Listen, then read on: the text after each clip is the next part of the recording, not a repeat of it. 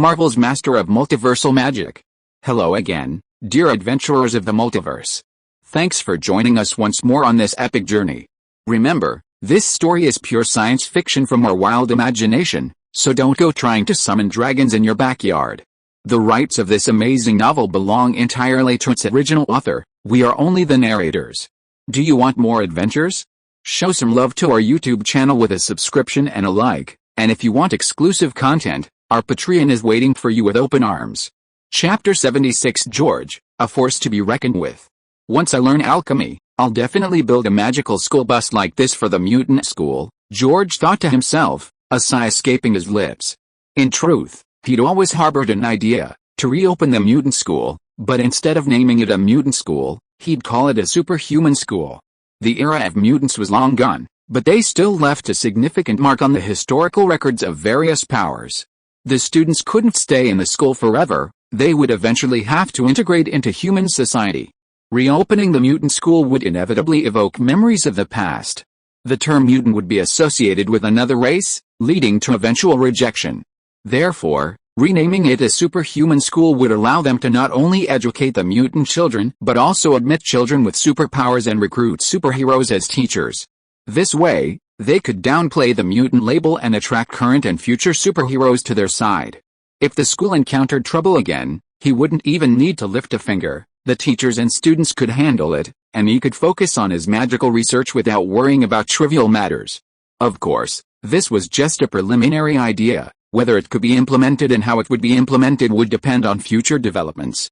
In less than 10 minutes, the night bus stopped in front of the Leaky Cauldron. Goodbye, Mr. Sampark. After greeting the ticket seller wizard, George got off the bus with his luggage.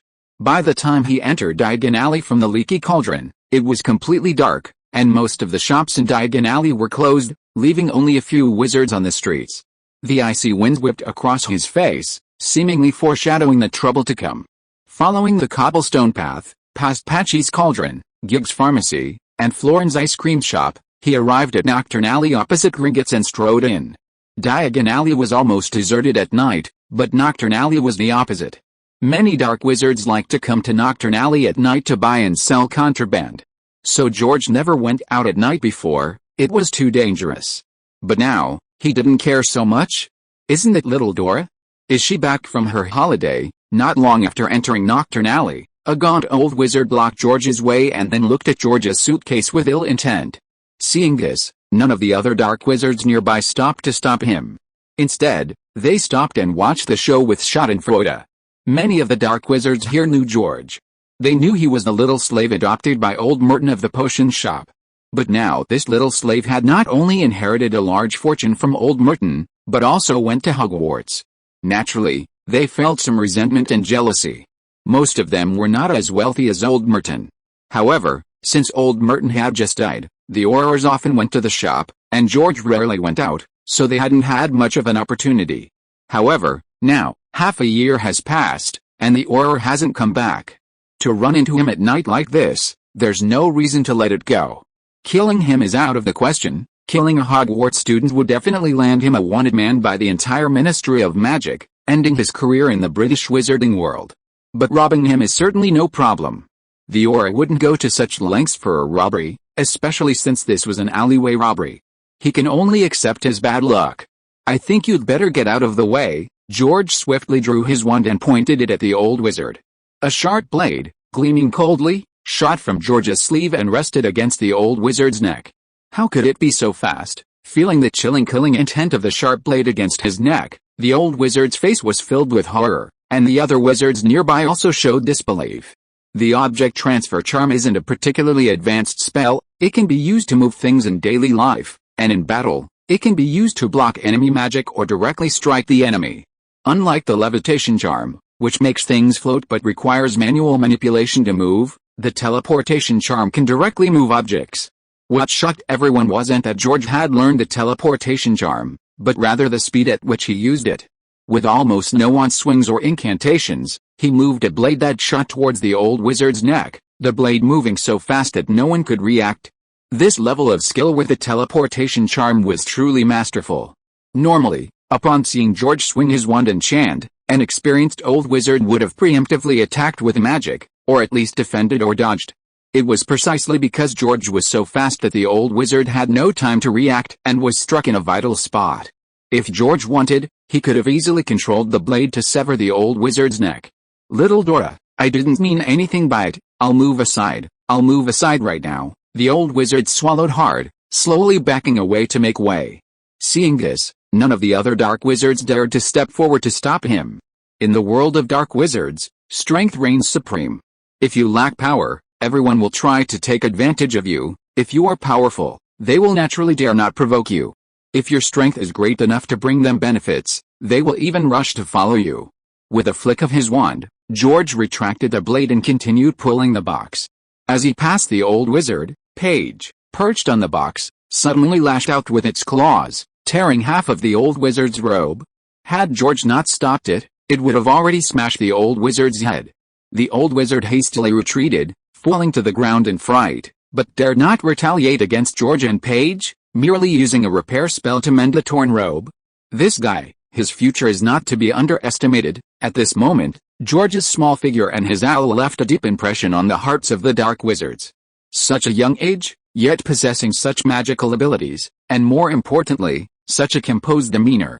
Even the former Dark Lord is no longer at his best at this age.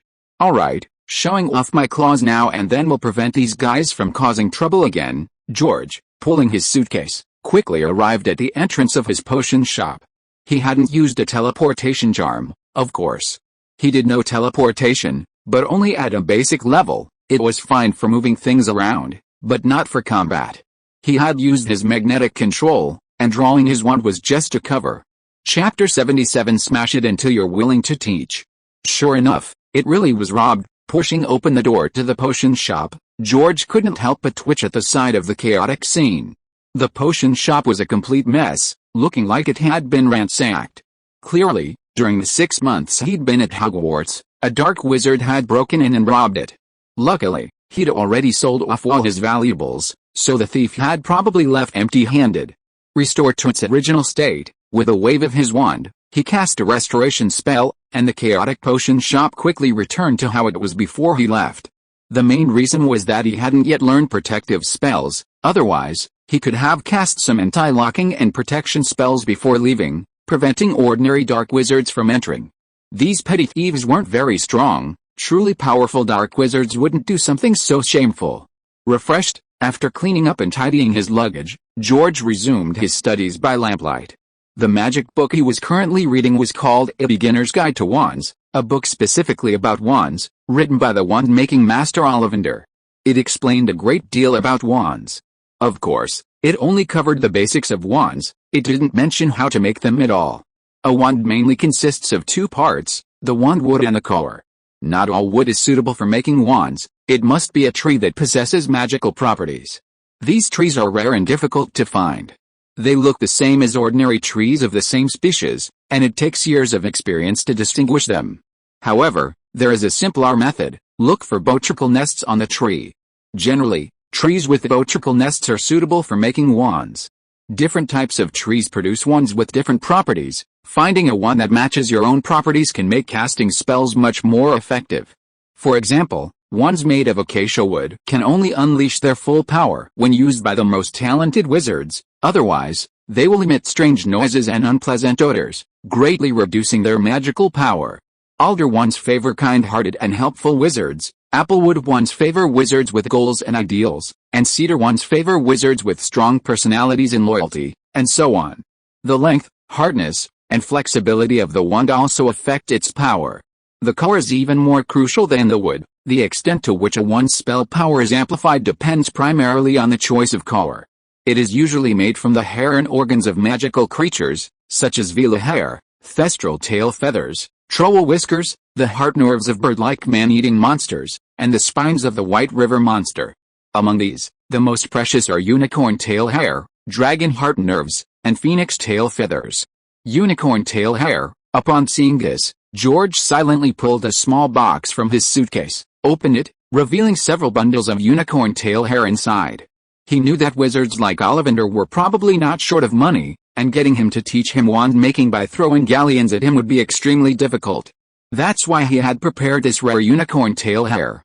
As the most sacred magical creature, the unicorn is a treasure trove from head to toe. Unicorn blood can sustain life, even prolonging a life on the verge of death. Unicorn horns can be used to make high-grade potions, and a gram of powdered unicorn is worth 21 galleons. Unicorn tail hair is the finest material for making wands. However, unicorns are extremely rare, with only a handful found worldwide. Fortunately, a few unicorns survive in the Forbidden Forest, although Voldemort killed one last year. A few days before leaving school, George secretly left the castle at night, using his wing magic to quietly fly into the Forbidden Forest. Using his telepathic abilities to communicate with the creatures of the Forbidden Forest, he avoided dangers like centaurs and giant spiders, and found the surviving unicorns. Then, using magnetism to control a blade, he swiftly severed all the unicorns' tails, harvesting bundles of snow-white unicorn hair. After all, unicorn tail hair is similar to horsehair, it will grow back in a few years and won't cause any harm. He didn't believe that so much unicorn tail hair wouldn't be enough to convince Ollivander to teach him wand making. A normal unicorn tail has about 2,000 hairs, and a single tail feather can make a top-tier wand. George had harvested the tails of 4 unicorns, a full 8,000 hairs. He was determined to get Ollivander to teach him. The next morning, George pushed open the door of the potion shop, and outside was a blanket of white. The snow that had fallen all night had lessened the usually eerie and terrifying Nocturne Alley. Leaving a trail of footprints in the pristine snow, George emerged from Nocturne Alley and arrived at Ollivander's wand shop, located on the south side of Diagon Alley. This was his second visit to the shop. The first was to buy a wand before the start of the school year. Ollivander's wand shop was arguably one of the oldest shops in Diagon Alley. Having been making wands since 382 BC, it looked small and somewhat worn, with a gold lettering on its signboard peeling off. Pushing open the door, the shop immediately emitted a jingling sound. "Good afternoon. Would you like to buy a wand?" A gentle voice greeted him from an elderly man with silver white eyes and a full head of white hair. It was Garrick Ollivander, the owner of the shop. George walked slowly to Ollivander, a slight smile on his face. "Good afternoon, Mr. Ollivander. My name is George. I'm not here to buy a wand, but to learn how to make one." "Are you kidding me?" Ollivander's face stiffened instantly. He felt this young wizard was definitely playing a trick on him. George then placed a large bag containing 100 galleons on the counter. "I can pay the tuition. You can decide the price if you're willing to teach." "I'm sorry, I can't teach you." Ollivander glanced at the galleons on the table, a look of surprise on his face, before decisively shaking his head. The fact that the other person could produce so many galleons meant he genuinely wanted to learn wand-making techniques, but wand-making was the Ollivander family's livelihood in the wizarding world. How could he possibly teach it to an outsider? He wouldn't teach him even if it were 10,000 galleons, let alone 100. Seeing Ollivander's resolute expression, George sighed, knowing that trying to persuade Ollivander with galleons wouldn't work. He then placed a box containing 4 bundles of unicorn tail feathers on the table. "What if I use these as tuition?" George reached out and opened the box, pushing it in front of Ollivander. "What tuition?" "Unicorn tail hair." Ollivander, who had been calm, almost jumped up when he saw 4 whole bundles of unicorn tail hair. His silver eyes practically glued to the box. Chapter 78 Wand Crafting Skill Acquired. "George, from today onwards, you are my student, Ollivander's student.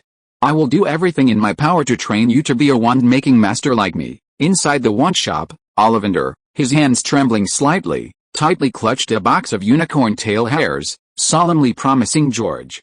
"Don't get too excited, I believe you." George, seeing the bloodshot eyes of the elderly Ollivander, feared he might accidentally snap due to his excitement.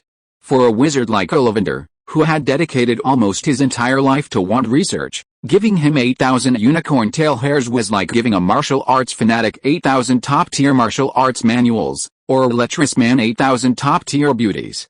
He wouldn't hesitate to kneel down and call you daddy, let alone teach you wand-making techniques.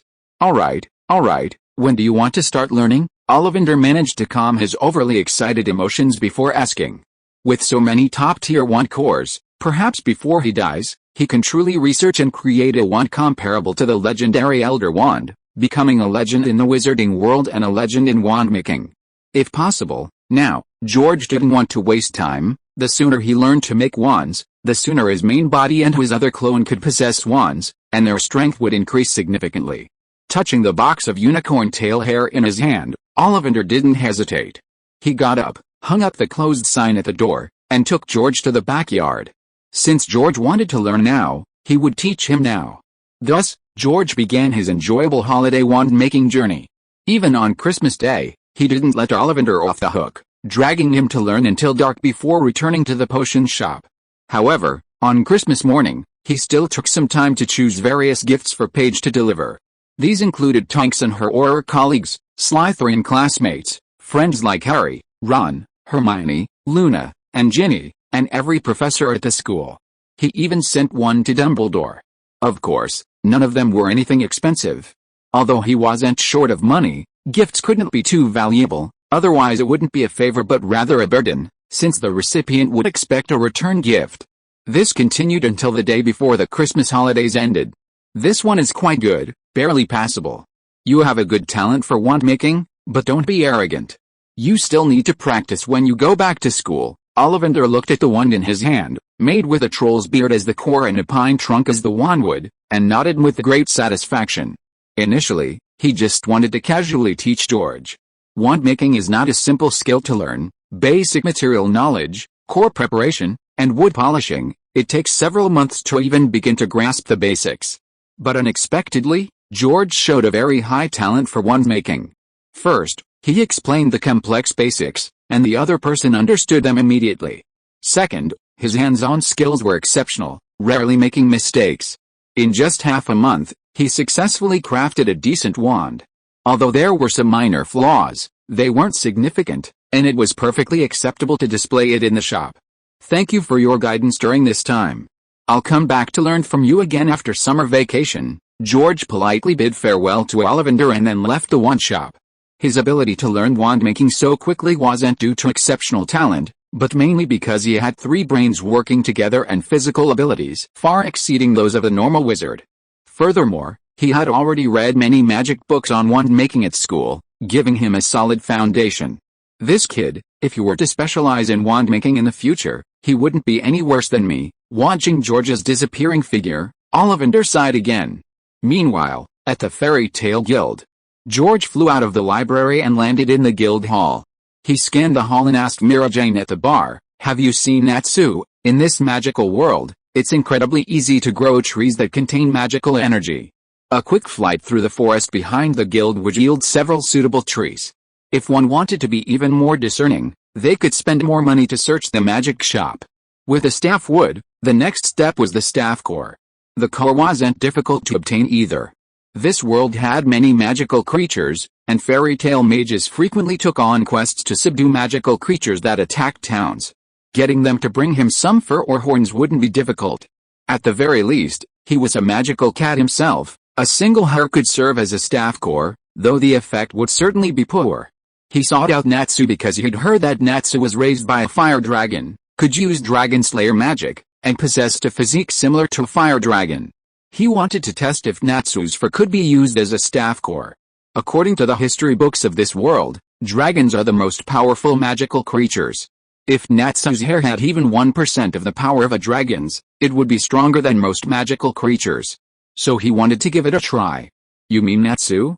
He accepted a book-finding quest and went to do it with Lucy. Mira Jane replied gently. Lovey, who was looking for quests on the quest bulletin board, quickly ran over upon hearing this. "Is it that 200,000 yen book-finding quest?" I was still hesitating whether to accept it or not, and Natsu beat me to it. The 200,000 yen book-finding quest is relatively low in danger, but it's very time-consuming. After the guild takes its cut and the 3 members of the team split it equally, each person won't get much. Then, after deducting the travel expenses, food and lodging, and the possible consumption of magical items, it's even less. That's why she had been hesitant to accept it. Perhaps you were right not to accept it, Lovey. The quest giver has increased the reward from 200,000 to 2 million. At this moment, Guildmaster Makarov jumped down from the 2nd floor and landed on the bar. What? 2 million reward for finding a book? That's almost the same as the reward for a large-scale raid. The mages in the guild immediately started discussing upon hearing their guild leader's words. Many mages regretted not accepting the book-finding quest, missing out on that 2 million reward. It's probably not that simple. With Natsu gone, George returned to the library, but he also felt that Levy was right not to accept the quest. High rewards meant high risks. It was definitely not just a simple book-finding task. And frankly, Levy's team's strength was really lacking. Levy had many effects with her holographic magic, but each one had too low attack power. Most importantly, she herself wasn't good at combat. And her mentality was also somewhat problematic. Her two teammates were even weaker than her. To be honest, even George, without his wand yet, wouldn't be a match for these three if he got serious. Chapter 79 Voldemort's Diary.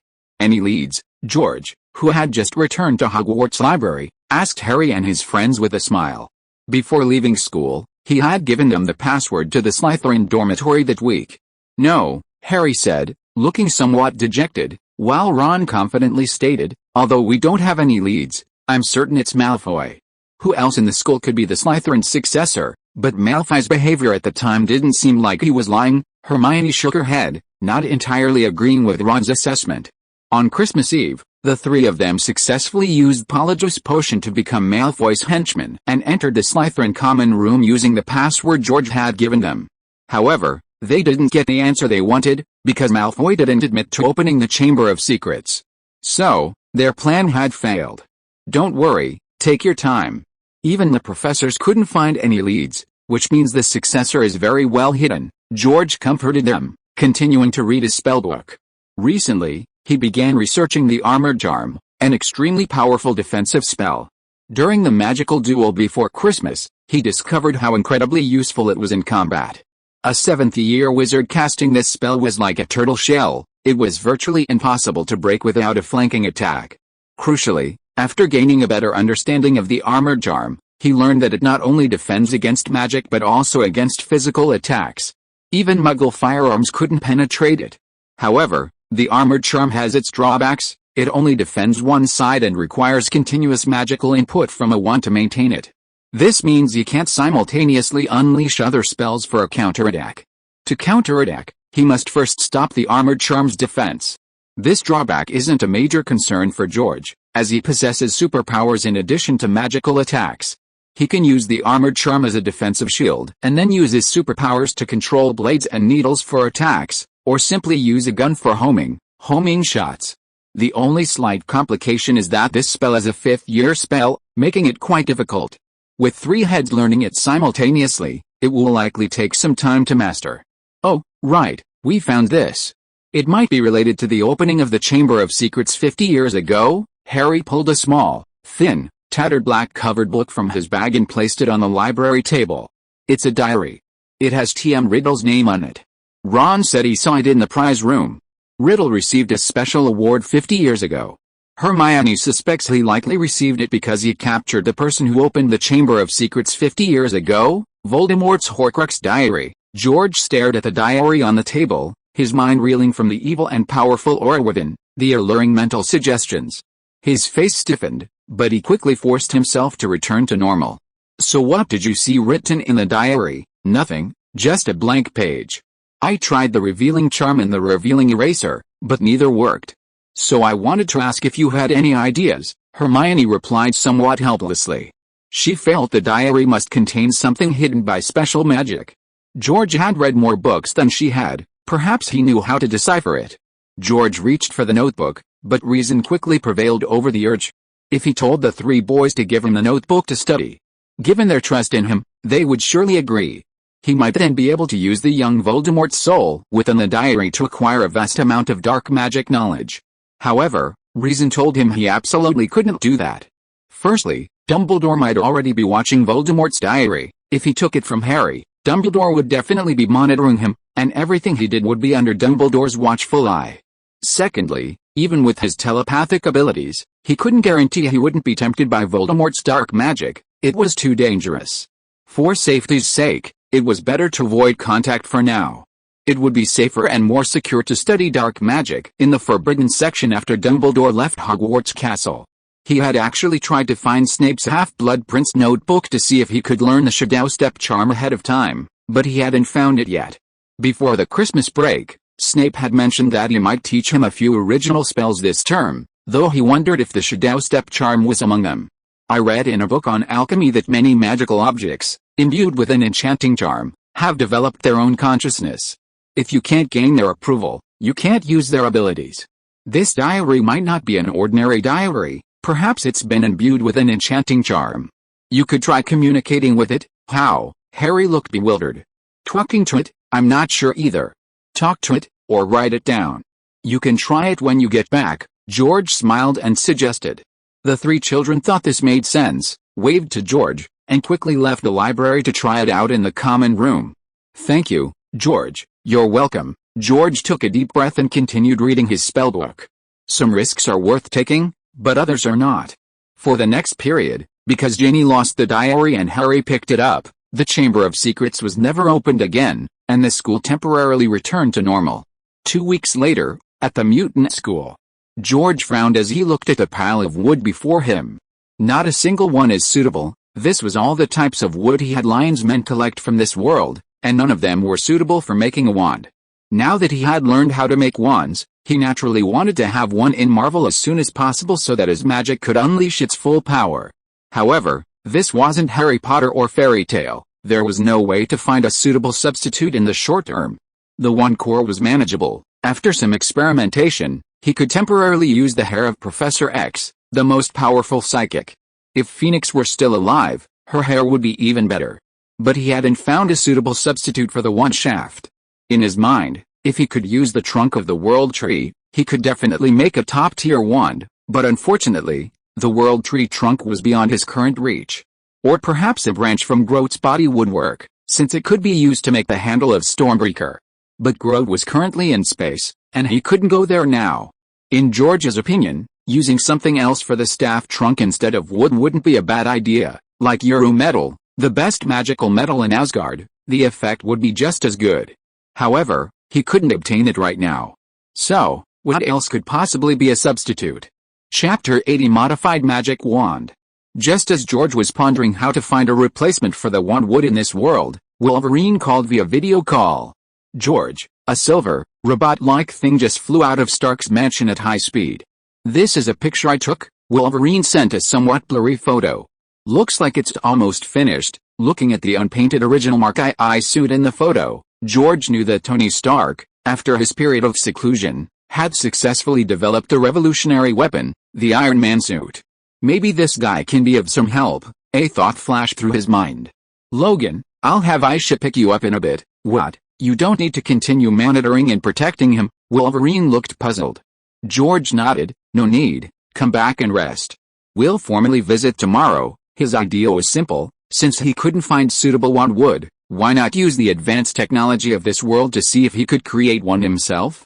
He didn't demand that the wand amplify his magic like a normal wand. He only wanted it to be usable, allowing him to overcome the slowness of hand gestures and make magic effective in combat. At this stage, the only person he knew capable of doing this was probably Tony Stark. Fortunately, Tony Stark had already developed the Iron Man suit, and his plan to counterattack Arclay genetics and eliminate the threat of Sandel Rice could now be put on the agenda. Previously, he had kept a low profile and hadn't bothered Dr. Rice because he lacked the strength. Back then, an X-24 paired with a sniper was a significant threat. But now, even without using magic, he could easily handle them with his magnetic control ability alone. His magical abilities were no longer limited to a single lockpicking charm. He had learned dozens of spells, including some high-level ones. He had also made some progress in giant magic and light magic. His overall strength had increased more than tenfold compared to before. Moreover, he wasn't alone. He also had Wolverine, who had recovered to his peak fighting strength. If Tony Stark were added to the mix, they would be virtually invincible. Don't underestimate Tony Stark. Although it was only the original Iron Man suit, it still possessed supersonic flight speed and various high-tech weapons for long-range attacks. Unless he encountered an enemy whose abilities countered his, like George, most superheroes were no match for him. Since Dr. Rice had cloned Wolverine, he could also clone other mutants. If they delayed too long, it might backfire. Instead of passively waiting for the enemy to come to him, he decided to take the initiative. He had already considered this. If he could find a wand that was barely usable this time, they would set off immediately. After hanging up the video call, George had Isa fly a fighter jet to Tony Stark's private mansion in Malibu, California, to retrieve Wolverine, who was hiding nearby. Shortly after Wolverine left, Tony returned in his Iron Man suit, crashing off the roof of his mansion and smashing a multi-million-dollar car. Removing the suit and applying ice packs, he looked at the makeshift arc reactor his assistant Pepper Potts had packed for him, and a wave of emotion washed over him. Sitting in his studio, he said to his AI assistant, Jarvis, take note. Just now, above 40,000 feet, the main sensors malfunctioned, and there were some issues with the casing pressurization. I think it might be due to icing, sir, Jarvis advised. Your observations are very insightful. If you intend to go into space, you must improve the casing materials. Tony pondered for a moment and ordered, contact Cisco and ask them to change the shell material to the gold titanium alloy used in the Seraph tactical satellite. This will ensure both the integrated design and maintain its power-to-weight ratio. Understood, sir. Should the graphics be displayed according to the specifications? Yes, rendering complete. This color scheme is a bit too flashy. Tony looked at the gleaming gold Iron Man suit on the computer and shook his head. Using all gold seemed too ostentatious and would lower his taste. It's my fault. You've always been low-key and unassuming. Jarvis's reply seemed to contain a hint of teasing, but Tony didn't mind. He glanced at the sports car beside him and replied, add a touch of that sports car's red. Okay, it matches your understated image perfectly. Coloring complete. In a few seconds, the brand new gold red Iron Man suit appeared on the computer. Tony looked at it and nodded in satisfaction. I like it very much. Let's assemble it. Start automatic assembly. Estimated completion in 5 hours. Have you found any information about George? At this moment, Tony suddenly thought of something and asked. After returning last time, he didn't tell anyone about George, not even his most trusted Pepper Potts. It was a promise he made to George. But out of curiosity, he still wanted to know who the George who saved him really was. No, sir, we searched all people named George, but none of them matched your description. Is he not named George? Iron Man hesitated for a moment, then ordered, check the information of everyone who bought Stark stock after my accident and then sold it before I returned. Yes, sir. A moment later, a list of names appeared on his computer. Iron Man glanced at it and was instantly attracted by one name. Leon, this guy actually bought so much? Check his information. There are quite a few people who fit the criteria. When he got into trouble, many people predicted Stark Industries' downfall, and the stock price plummeted. But Stark Industries has been prosperous for so many years, and there are always many loyal shareholders. However, buying so much at once like this is unusual. It's not him, but even if it's not, there must be some connection. Seeing Leon's photo and related information, Tony had some guesses. Just then, a news report suddenly popped up on the studio's television. The Disney concert hall, carpeted in red, is ablaze with lights and bustling with activity tonight. Tony Stark's third annual charity ball for the Firefighters Families Foundation will be held here. The elite of Los Angeles high society will gather here, a veritable constellation of stars. However, Tony Stark, the initiator of this event, recently sparked controversy with his outspoken remarks at a press conference, and has since disappeared from public view. Some say he suffers from post-concussion syndrome and has been bedridden for weeks. Jarvis, don't wait for me. Tony, looking somewhat troubled, put down the ice pack, got up, and left the studio. Tonight, he was going to make an appearance and prove he wasn't bedridden. Chapter 81 Cooperation with Iron Man. The next day, early morning, the X-Fighter stealthily appeared above Iron Man's mansion. George spread his wings, carrying Wolverine, bypassing the mansion's guards, and landed directly on the balcony, using a lock-picking spell to enter the living room. Tony, who was fast asleep, was suddenly awakened by Jarvis's alarm. Sir, a stranger has entered the living room. Should we notify security to remove him? No need, I'll do it myself. George, awakened by Jarvis's alarm, Tony immediately sat up, wanting to try on his newly assembled suit, only to find that the person appearing in the camera lens was none other than his former savior. After getting dressed and having Jarvis make him a cup of coffee, Tony went to the living room.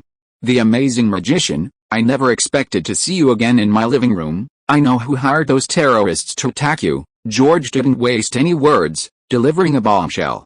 This bombshell immediately made Tony's expression serious. Who is it? Obadiah Stanislav, George blurted out, and Tony's pupils contracted instantly. How can you be sure it's him? Because I'm a mutant with telepathic abilities. And I used them on Obadiah Stanislavski before, George replied calmly. Tony chuckled. I knew you were a mutant. I thought there weren't any mutants left in the world. Looks like there are. At his level, the government's methods of deceiving ordinary people were basically useless. Although he hadn't paid much attention to mutants before, he had a general understanding of the situation. So, after seeing George display those amazing abilities that day, he had some guesses in his mind. After returning, he specifically looked up information about mutants and learned a lot about their history. So, if I'm not mistaken, this should be the famous Wolverine. By the way, can your hands really extend steel claws like a cat? Turning to look at Wolverine, who was smoking a cigar and casually drinking his expensive wine, Tony recalled the information he had seen and asked half-jokingly. Wolverine didn't answer, but simply raised his right hand, swiftly extending 3 claws, then slowly retracting 2 of them, leaving only the middle one, as if giving the middle finger. Fine, no more drinks next time you come. Tony turned to George. So, you came all this way to tell me such important information. What are your conditions? Based on his previous encounter with George, George wasn't the kind of person who would unconditionally help others, especially since he'd only just discovered yesterday that George might have connections to the Leon family. George asked with some surprise, don't you doubt the veracity of my information? They'd only met once. He didn't believe Tony trusted him so much. Tony plopped down on the sofa. First of all, you saved my life. Whether it was for money or not, I don't think you would deliberately come here to lie to me. With your abilities, you could have easily threatened and used me to gain greater benefits, but you didn't. You only made a tiny profit from the stock price difference. Secondly, I also suspect that this kidnapping is related to Obadiah. After all, the corporation will be his after my death, and who else has the authority to sell those group missiles to terrorists? Finally, I have great faith in my intuition and judgment. In that terrorist cave, he had suspected Obadiah, but so many years of friendship made him unwilling to think that way. But until last night's ball, when he heard with his own ears that Obadiah had joined forces with the shareholders to remove him from his position, he knew that Obadiah was definitely involved. Looks like you're very smart. George wasn't too surprised. He didn't think Tony Stark was a fool. This guy's intelligence was among the top in all superheroes. If he didn't have the advantage of knowing the plot, he might not have been able to take the initiative. I do need your cooperation on some facts, and I also need you to help me manufacture something. Manufacturing is no problem. As for cooperation, you need to tell me how we'll cooperate and what exactly we'll do. George had saved his life, and although it was mainly for money, he was still very grateful. As long as it didn't violate his principles, he was willing to help. No problem, you can take a look at this first. George tossed a USB drive to Tony, who caught it and plugged it into the living room projector. Soon, a video was projected onto the living room wall. It contained evidence of the experiments that Gabriella had secretly filmed in the Mexican lab. After watching it, Tony's face turned extremely pale. He hadn't expected that such inhumane labs existed in the world. Using innocent women as surrogates to give birth to mutant children, and then forcing these children to become killing weapons, it was utterly inhumane. Tony, to tell you the truth, I was also an experiment in this lab, originally number 757, a fusion of multiple mutant genes.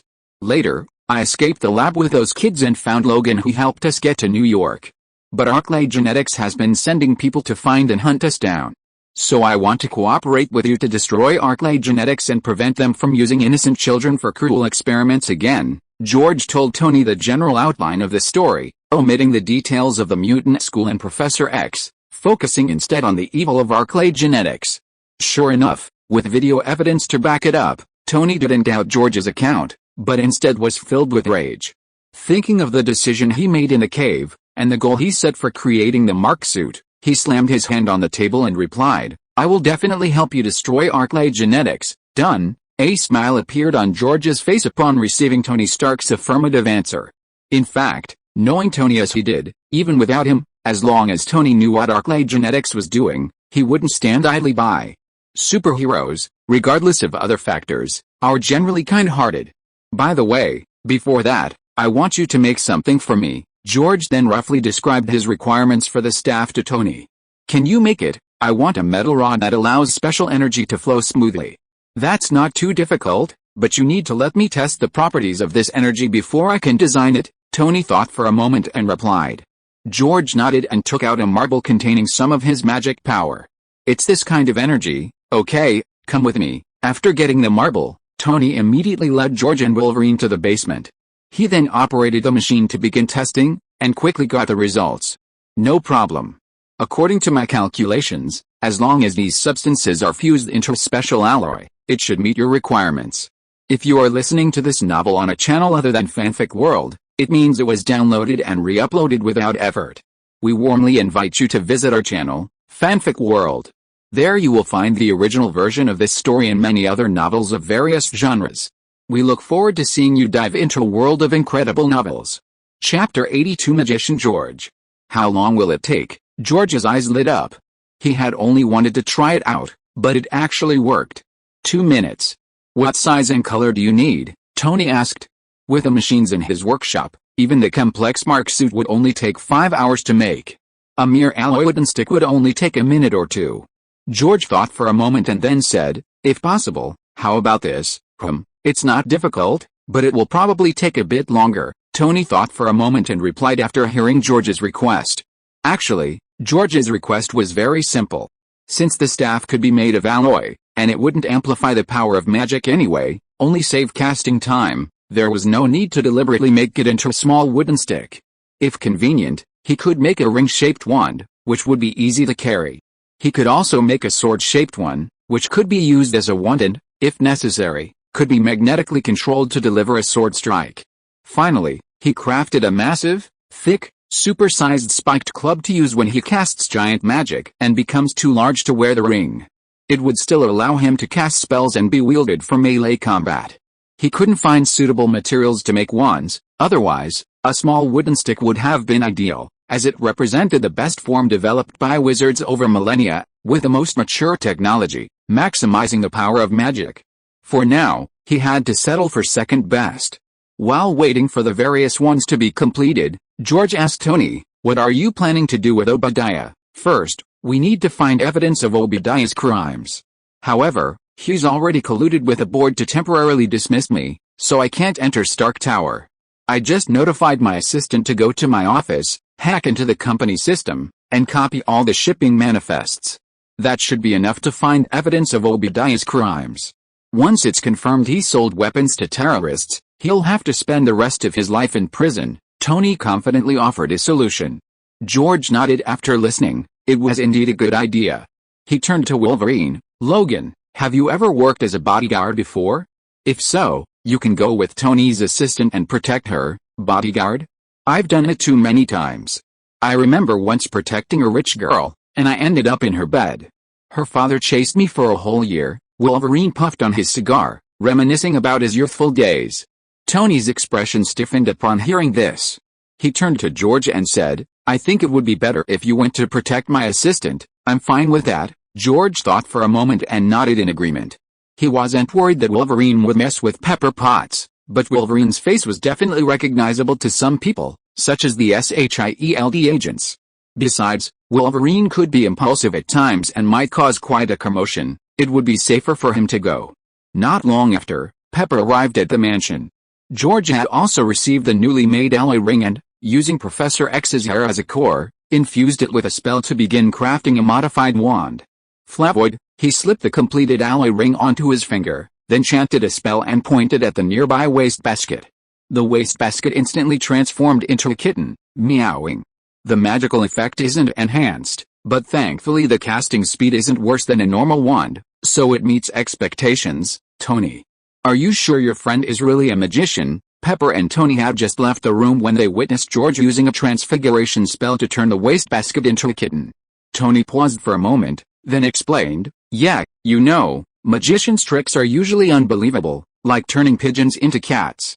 He's good at turning cats into pigeons. Anyway, if you have him with you, he can use magic to help you escape if there's danger. Because he didn't want Pepper to worry, he didn't tell her about George's identity or their plans. Alright, Mr. Magician, I'll leave the rest to you. Pepper was skeptical of Tony's explanation. There were indeed magic tricks where doves appeared out of thin air from a hat, but she felt it wasn't what she was seeing. And how would George, as a magician, protect himself? Was it like the magic tricks in the movie Now You See Me? It's my pleasure. George smiled, instructing Wolverine to protect Tony, and then followed Pepper to the Stark Industries building. Once in the car, he closed his eyes to rest. The journey from Malibu to the Stark Industries building in Manhattan would take several hours. Rather than wasting time, he wanted to focus his attention on his other two worlds where he was learning magic, thus accelerating his learning efficiency.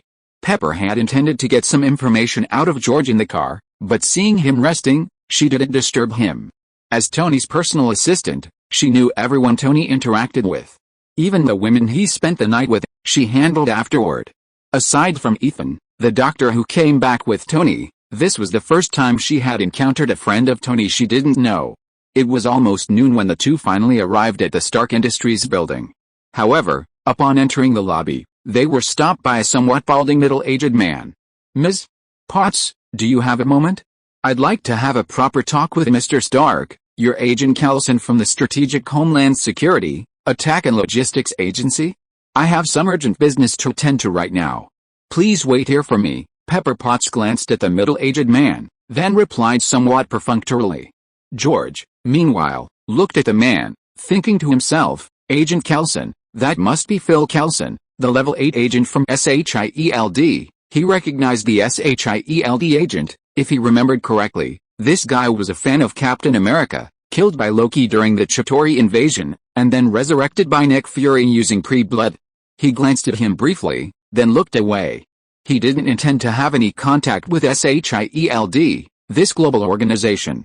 Not to mention Nick Fury's modus operandi. If he knew of their existence, he would undoubtedly take appropriate measures, just like he did with the Inhumans. The key issue is that SHIELD is now more like Snake Shield Agency than SHIELD, as most of its agents have been recruited as Hydra agents. "Alright, Miss Potts, I'll wait for you here." Coulson, with his good temper, didn't mind being dismissed, smiling as he sat back down on the bench and leisurely continued reading his newspaper.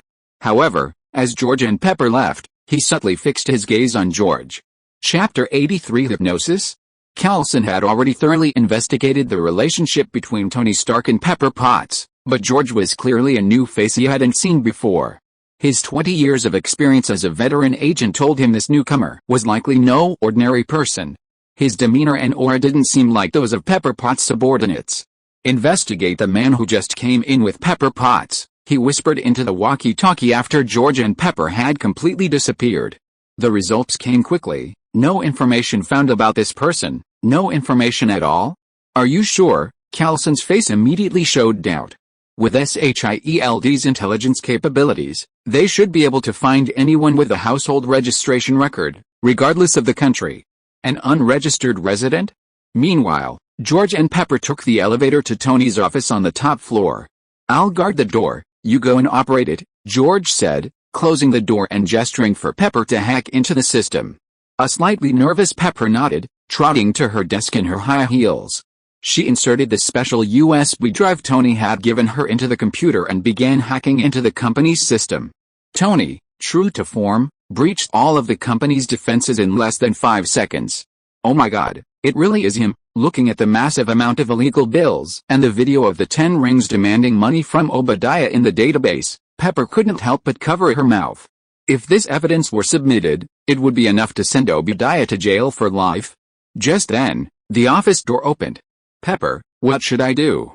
Tony's all grown up, and he's still so troublesome sometimes. You have to help me talk to him." It was Obadiah who knew Pepper was at the company and had come specifically to try and stabilize Tony through her. Seeing Obadiah appear, Pepper, who was downloading evidence, was terrified. At that moment, George, who was standing behind the door, stepped forward and cast a distract spell on Obadiah. Obadiah trembled violently after being hit by the spell, then entered a dazed state. "It's alright, you can continue. He'll just be in a daze for a while." The confusion charm can confuse and bewilder enemies, putting them in a state of distraction. When they come to their senses, they won't realize it and will just think they were accidentally stunned for a moment. Hogwarts young wizards love to use this spell to prank their classmates, and outside wizards often use it against muggles to prevent them from discovering the existence of magic. George wasn't familiar with the spell, and since his ring wand couldn't amplify the magic's effect, even when cast on an ordinary person like Obadiah, the effect only lasted about a minute each time. But that didn't matter. He could cast it once a minute until Pepper had completely downloaded all the evidence. Okay, seeing Obadiah holding a wine glass at the door, seemingly under an illusion and not moving at all, Pepper's heart relaxed. About 5 minutes later, all the evidence was downloaded. Check it over, don't leave any flaws. Seeing Pepper get up, George specifically reminded her. He remembered that in the movie, it was because Pepper Potts left in such a hurry that she left a download complete tag, which led Obadiah to discover something was wrong and risk everything to steal Tony's arc reactor. Now, although Obadiah didn't have Ironmonger and didn't know Tony had created the Iron Man suit, if he discovered what Pepper had done, he would inevitably take action to protect himself. After confirming there were no flaws left on the computer, George stopped using the confusion charm. Obadiah, after regaining his senses, didn't notice anything unusual about himself, only feeling a momentary blankness in his mind. He continued talking to Pepper. Pepper, afraid of revealing her true feelings due to her emotions and having already obtained evidence, immediately excused herself. I'll try to persuade Tony. I suddenly remembered I have something to take care of, so I'll be going now. Okay, go ahead and get busy. Obadiah paused for a moment, but didn't say anything, just smiled and waved. However, after Pepper and George left the office, his brow gradually furrowed. Something feels off. Years in the business world had honed his extraordinary intuition, especially in reading people's expressions and moods. He had a nagging feeling that Pepper Potts' expression and eyes were off, and the bodyguard was also suspicious. Putting down his drink, he quickly went to his desk and checked his computer. He breathed a sigh of relief after confirming it hadn't been tampered with. But a lingering unease remained, so he quickly picked up the phone. When did Potts enter the company? Where is she now, Ms.? Potts entered the company 20 minutes ago and has already left, along with that agent who called himself Kelson, the voice on the other end replied. Obadiah's pupils constricted upon hearing this, and he immediately jumped up and ran towards the monitoring room. 20 minutes just to come to the office, and leaving without taking anything, this was clearly suspicious. Fortunately, he had already installed hidden surveillance cameras in Tony's office. Now he could go and check the footage to see what Pepper Potts had actually done in Tony's office. What's going on? Hypnosis. A moment later, in the monitoring room, Obadiah was dumbfounded, watching Pepper Potts continuously downloading things on the monitor while he stood there motionless as if hypnotized. However, he quickly realized the seriousness of the situation. Pepper Potts had now obtained evidence against him and was even working with the agents. Even if he led a team to hunt her down, he didn't know where she was. After pacing back and forth in the monitoring room a few times to calm down, he immediately made a phone call. I agree to your cooperation, but you must immediately help me kill Pepper Potts and his bodyguards, as well as one agent, who just left the group.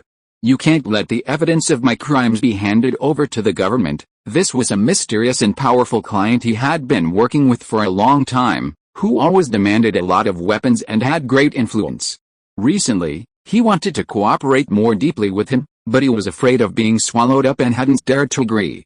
No problem, they will soon die in an accident. A positive reply came from the other end of the phone. After hanging up the phone, Obadiah was still somewhat worried, so he immediately began gathering his men and rushed to Tony's mansion in Malibu, Los Angeles. Pepper Potts' actions were definitely at Tony's behest. Since Tony had already become suspicious of him, he couldn't let him live any longer. He might as well go all the way and kill him. Then tell the public it was retaliation for the previous kidnapping of terrorists. You were lucky last time, but this time I'll have to personally take you to see your father. Chapter 84 The Hydra Attack. Rewind 5 minutes. After George and Pepper emerged from the office, they were stopped again by Kelson in the lobby. Ms. Potts, where are you now? I have time. Come with us first. Pepper, nervous, didn't dare stay in the office for a second longer. She just wanted to find a safe place to call Tony and report the situation. Agent Kelson was also a law enforcement officer. If Tony agreed, taking him back to hand over the evidence should be fine. George, seeing this, remained silent. His only purpose was to protect Pepper and get the evidence. He wouldn't concern himself with the aftermath. Whether Tony handed the evidence over to SHIELD or the CIA was Tony's business. So, he acted as Pepper's bodyguard the whole way and didn't speak to Kelson. After driving a short distance from the company and stopping on a quiet street, Pepper called Tony and reported the situation.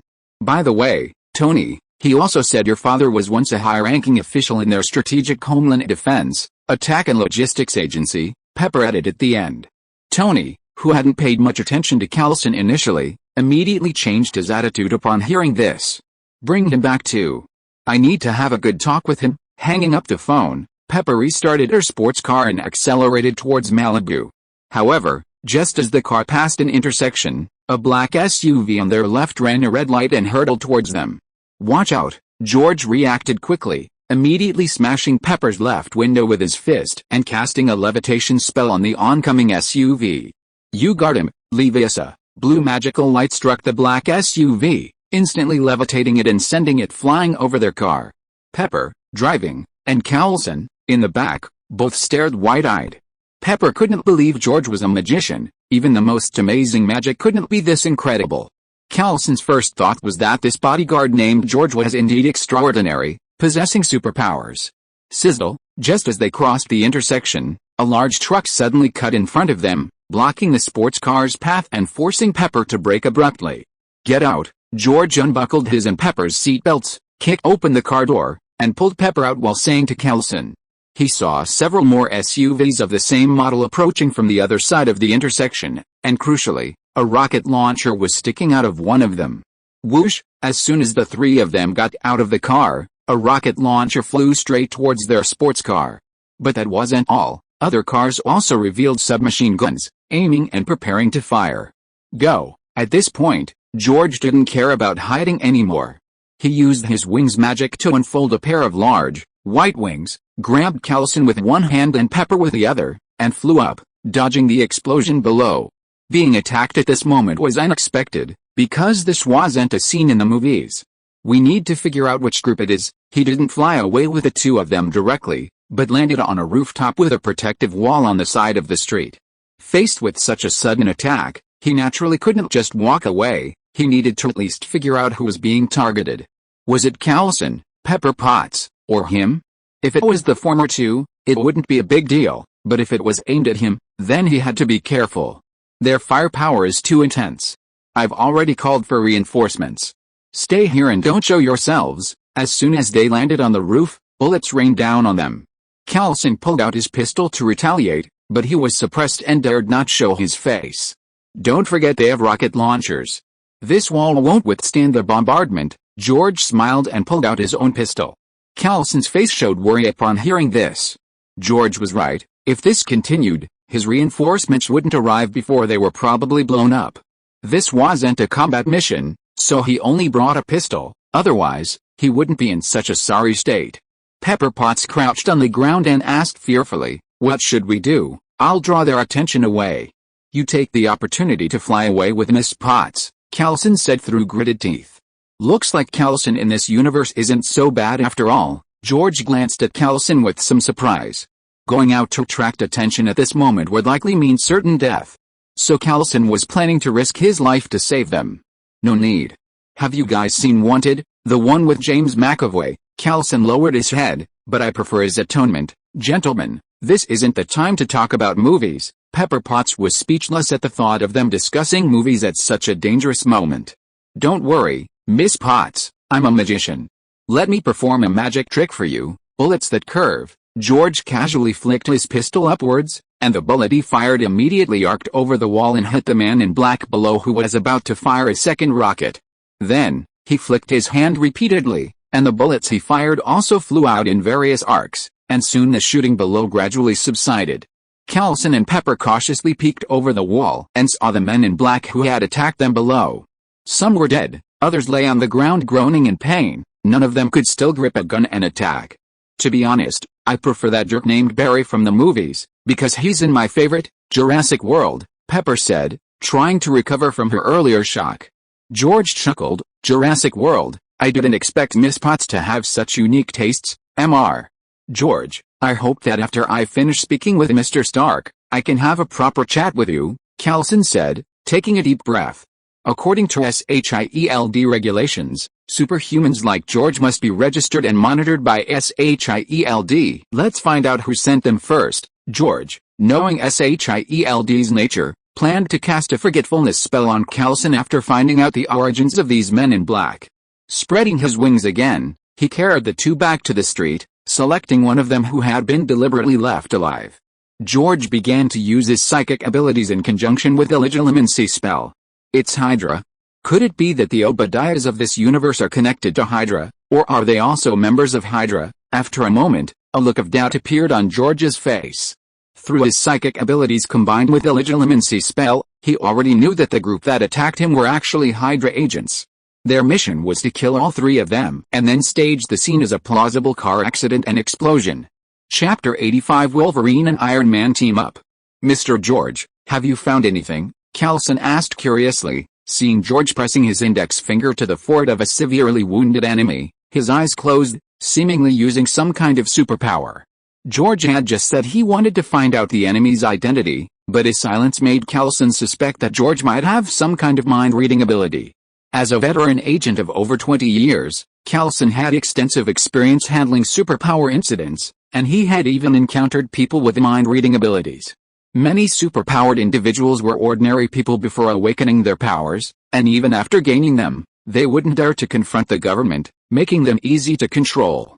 Some, however, wanted to use their superpowers to commit crimes, but unfortunately, most superpowered individuals' abilities were less destructive than a handgun.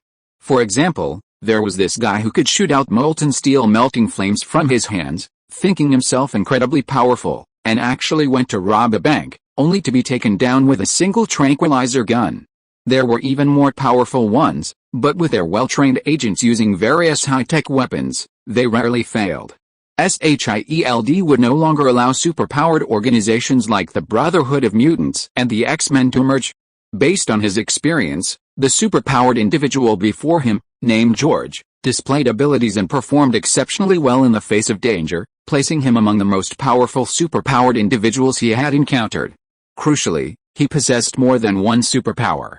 Such a superpowered individual either had to join SHIELD or accept surveillance.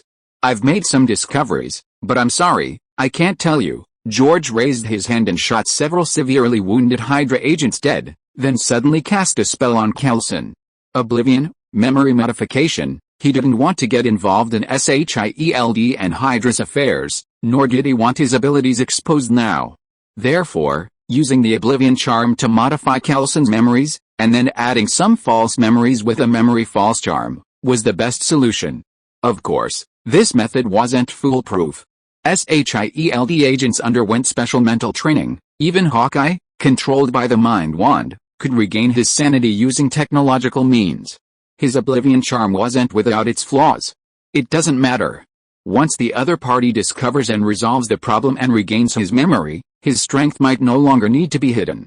The safest way is to simply kill Coulson, but he also has his bottom line. Coulson just tried to use his own life to cover their escape, so he wouldn't kill him just to hide his abilities. Actually, he considered telling Coulson about Hydra, which would throw SHIELD into chaos and prevent them from bothering him. But then he thought, this would be extremely valuable intelligence for SHIELD. If they needed to do something in the future, they could trade it with Nick Fury. Why give it away for free?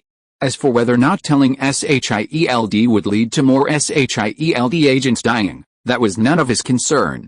George, what's wrong with him? Pepper Potts was startled when she saw George suddenly attack Coulson, who had entered a dazed state. George explained with a smile, I can't let others know about my abilities, so I just hypnotized him. When he wakes up, he'll think he single-handedly saved us.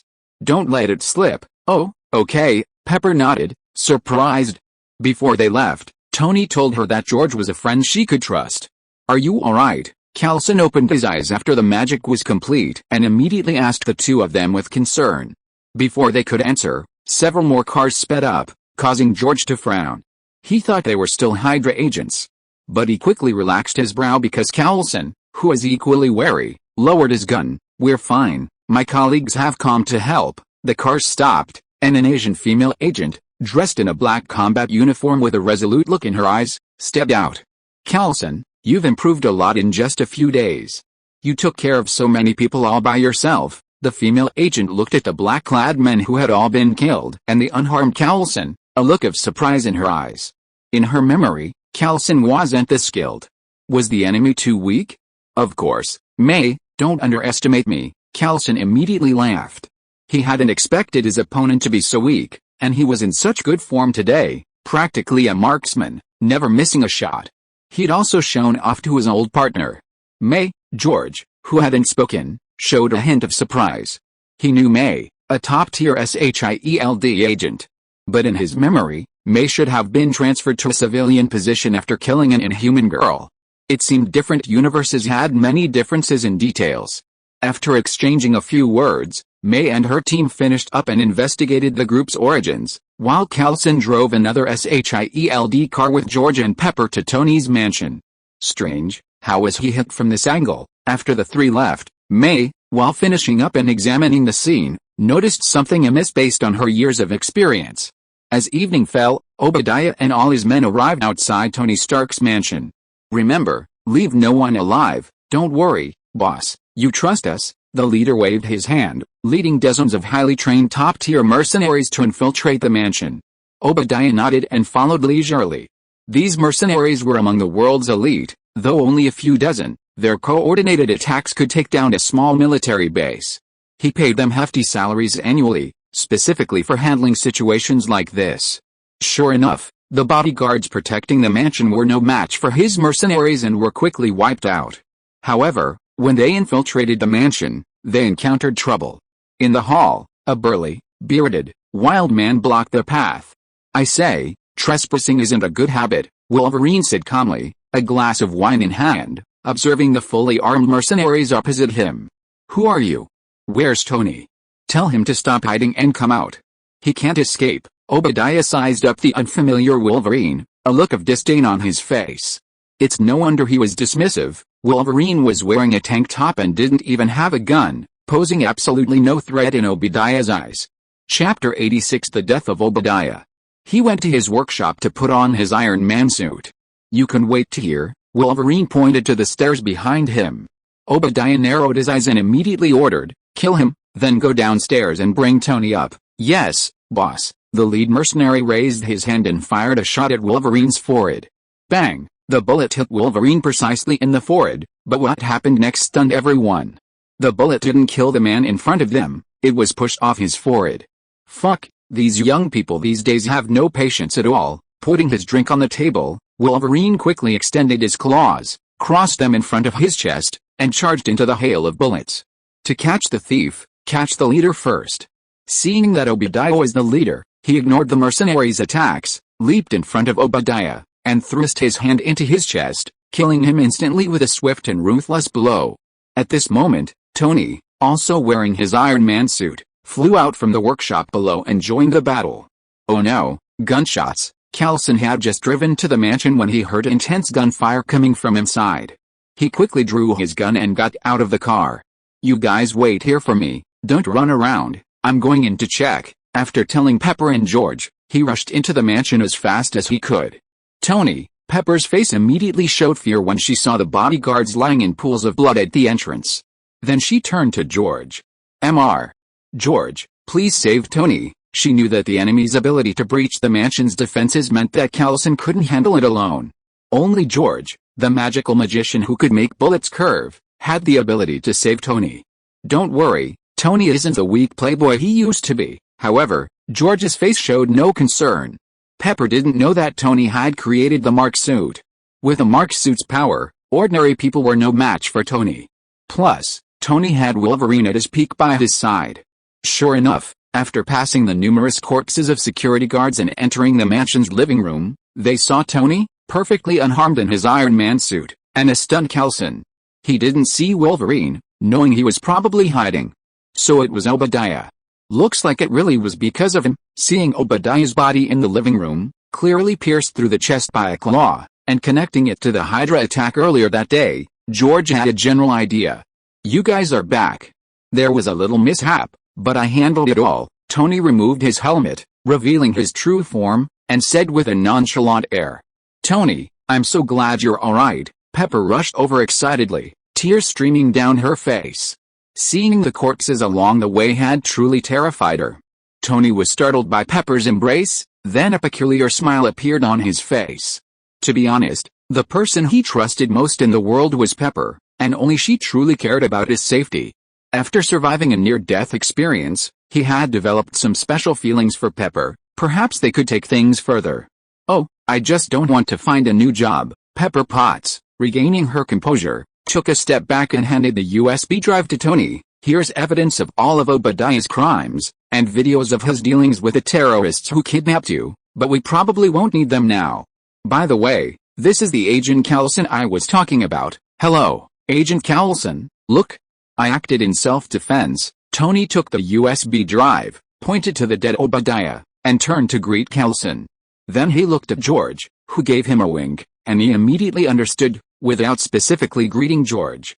"Of course, Mr. Stark, what's that on you?" Callison looked at Tony's Iron Man suit, his face full of curiosity. It was unbelievable that Tony, such a playboy, could take down so many top mercenaries who could easily kill the guards of a mansion with just this Iron Man suit. This showed how terrifying his Iron Man suit was. It was definitely a revolutionary killing weapon. "Oh, you mean this? This is my latest high-tech prosthetic limb." Tony pointed to his Iron Man suit and replied earnestly. Callison froze. "Are you sure it's just a high-tech prosthetic limb? What about these people?" "Yes, it's a high-tech prosthetic limb that makes me move around more easily. As for these people, of course I took them down. Don't you know I've studied Wing Chun?" Tony led the way out of the living room. "Alright, that's not important. Let's go find a place without the smell of blood and talk about what your so-called strategic something bureau is all about, and what its relationship is with my father. It's the Strategic Homeland Defense, Attack, and Logistics Agency." Callison followed Tony out. "Don't you think your name is too long and hard to pronounce?" "It is long. You can call us SHIELD, that name is much easier to pronounce." George gestured for Pepper to follow him out, then went down to Iron Man's workshop. Sure enough, he saw Wolverine drinking there. "What happened?" "It's like this." Wolverine recounted what had happened after George left. "I noticed you were almost at the door when the battle was about to end, so I had to avoid being identified. You did a good job. Callison is an old agent, he'll definitely recognize you. For now, it's best if we don't expose ourselves to the government." George nodded, then took Wolverine upstairs and flew over the mansion, sending him into an X-Force hidden in the air before returning to the living room. Zombie Drift cleaned it up. With a wave of his hand, he moved all the corpses together, then used a cleansing spell to clean the living room. After confirming that the SHIELD agents wouldn't find any trace of Wolverine, he stood at the door disguised as a bodyguard. About half an hour later, Tony and the other two returned to the living room. "You cleaned really fast." Looking at the spotless living room, Callison looked at George with some surprise. To clean the blood-stained living room so thoroughly in just over half an hour, this guy's skills were top-notch. Had he guessed wrong? But even if he was a top-tier security personnel, it was impossible for him not to have access to the relevant information. Or does this guy have some other special identity? Could he be related to the third-party force that the director mentioned rescuing Tony? "Since my father was once part of SHIELD, then I'll leave the rest to you." Tony handed the USB drive to Callison, changing the subject. Callison didn't dwell on it further, saying sincerely, "Mr. Stark, rest assured, we'll handle the rest. In a few days, you just need to hold a press conference and announce that Obadiah died in a plane crash tonight." Chapter 87 The Charming Lady Natalie. While Callison went to make a phone call to report the situation, Tony went to the workshop to remove his Iron Man suit and asked George, "When do we move?" "If possible, tomorrow." Since they had decided to take the initiative, the sooner the better. "Okay, I'll add some new weapons to the suit tonight." Tony nodded. The press conference was still a few days away, and he was free these 2 days. He had also just seen Wolverine fight with his claws and thought it was very good. He planned to add a pair of alloy steel claws to his suit that night, which could be extended to assist in close combat. Oh, and he could also add some nerve-paralyzing electrical attack modules to deal with mutants like Wolverine, for whom ordinary weapons were ineffective. On the other side, after Callison finished his phone call and reported the situation, he tidied up his pistol and spare magazines. However, this tidying up made him stunned, because he found something very unreasonable. That is, not a single bullet was missing from his magazine, and none of the spare magazines had been used. What happened? It's understandable that he hadn't fired a single shot at the mansion, even though he'd taken out a lot of bullets, but before that, he'd single-handedly taken down so many enemies. As a high-ranking agent, his intuition told him there was definitely something wrong with that previous battle. Returning to the mansion, Callison found George was gone. To avoid alerting them, he didn't ask further, planning to investigate later. The next day, the X-Force once again hovered stealthily above Tony's mansion. This time, however, besides Wolverine, George had brought Caliban. He guessed that Rice's headquarters must have newly cloned mutants, and having Caliban would at least allow him to know the number of cloned mutants before the attack, giving him some mental preparation. Such an old fighter jet with such performance, and even a stealth device designed in it, looks like you X-Men had a pretty skilled guy back in the day. Tony, wearing his Iron Man suit, flew into the fighter jet, removed his helmet, and surveyed the surroundings, a look of admiration on his face. The guy who could invent such an advanced fighter jet in that era was definitely a genius. He wouldn't particularly admire superhumans like George and Wolverine, no matter how strong they were, but he did have a certain respect for those who made achievements in technology. He also considered adding invisibility to his suit when upgrading it later, but quickly rejected the idea. Adding invisibility would make him look like he was hiding his true intentions, which wasn't his style. His name is Beast, and he's definitely a very intelligent guy, Wolverine said, a hint of nostalgia on his face. At this moment, George walked over, first giving a brief introduction to Caliban, and then began discussing combat strategy. I suspect Rice might clone Magneto. Before we know the clone strength, you two shouldn't make a move to avoid being targeted. I'll take the initiative, and you two will assist. Tony's Iron Man suit and Logan's adamantium were too easily countered by Magneto's abilities. If there were a clone of Magneto, he would prioritize killing the clone to allow both of them to unleash their full power. I considered your question last night, so I added non-metallic special bullets to my suit for long-range sniping. Actually, I have a plan, although he was helping. Tony wasn't one to let others command him in battle, and he had his own ideas for the upcoming fight. After listening to Tony's battle strategy, George didn't object, only offering suggestions on certain aspects, as Tony lacked some intelligence, leading to flaws in the strategy. He was a wizard, not a strategist. Since Tony was skilled at devising battle plans, and he felt his plan was indeed better than his own, he had no reason to refuse. As long as the objective was achieved, he didn't care who devised the plan. He wasn't a fan of personal heroism, nor did he like to show off or be pretentious. If he did, it was definitely for a specific purpose. If you agree, then let's do it this way. By the way, you haven't told me where their headquarters is yet. Seeing his plan approved by George, Tony's face showed a smug expression. He truly was the brains of the team. But his face froze the next second. I don't know either. George smiled and shrugged. What? We're about to leave, and you're telling me you don't know where the enemy is? Tony looked at George in disbelief. Are you kidding me? I don't know now, but I'll find out soon. I have an ability to track enemy locations. After saying that, George walked to the co-pilot's seat and began casting a tracking spell. Direction manifestation. As the spell was completed, an arrow made of golden powder appeared in front of George. Following the arrow's direction, Isa began adjusting the X-Fighter's direction, increasing its speed to maximum.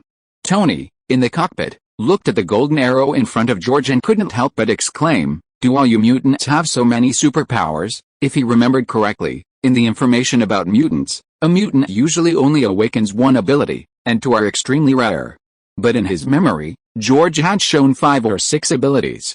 He's an exception.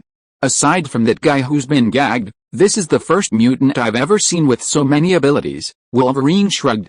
Sometimes he even wondered if Dr. Rice had absorbed the abilities of every mutant in history into George's body. Meanwhile, on the rooftop of a large base at the northwestern tip of the Yucatan Peninsula in Mexico, a helicopter slowly landed. "Hello, beautiful Mrs. Natalie, I'm Sandel Rice from Arclay Genetics. You're even more beautiful than the rumors say." Sandel Rice's eyes lit up when he saw the near-perfect red-haired beauty stepping out of the helicopter. He immediately stepped forward and began to compliment her in a very gentlemanly manner. As the owner of Arclay Genetics, he had seen all kinds of beauties, but Mrs. Natalie was truly different. Every smile and gesture seemed to possess a special magic, inspiring a desire to conquer her. She was definitely a top-tier beauty. Especially her status as a woman set her apart from ordinary pretty faces. The woman's name was Natalie Vodianova. Her husband, Oakley, was one of the largest raw material suppliers for his genetic engineering company, but he died unexpectedly a month ago. Through shrewd methods, Mrs. Natalie managed to seize all of her husband's assets. Crucially, Natalie and Oakley had only been married for less than a week. Chapter 88 Launching the Attack. Many suspected that this lady's approach to Oakley was a scheme to seize his vast fortune, and he was no exception. But that didn't matter, he actually admired such a woman. Thorny roses only hurt the useless, and a man like him, destined to rule the world, loved thorny roses, especially her status as a widow, which gave him a particular sense of conquest. Of course, admiration wasn't the most important thing. The most important thing was that this lady now possessed the raw materials he desperately needed. If he wanted to mass-produce clone mutants and form a mutant army to conquer the world, he had to persuade this lady to continue cooperating with him, just like her husband, and provide him with the raw materials for cloning mutants. Mr. Rice, you have a sweet tongue, but if your project doesn't satisfy me, I won't continue to provide you with raw materials at a low price like my husband did. Natalie walked up to Rice, gently tapped his chest with her hand, then smiled and drew a circle before walking past Rice and continuing on her way. Come on, take me to see your project, I guarantee you'll be satisfied. Suppressing his burning desire, Rice quickly turned and walked to Natalie's side. Madam, my project will far exceed your expectations, as long as you cooperate with me, clone mutants, and I'll completely obey your commands, Mr. Rice. Don't lie to me, I need to see real results. Listening to Sander Rice's introduction of his project, Black Widow's heart tightened, but she remained outwardly composed.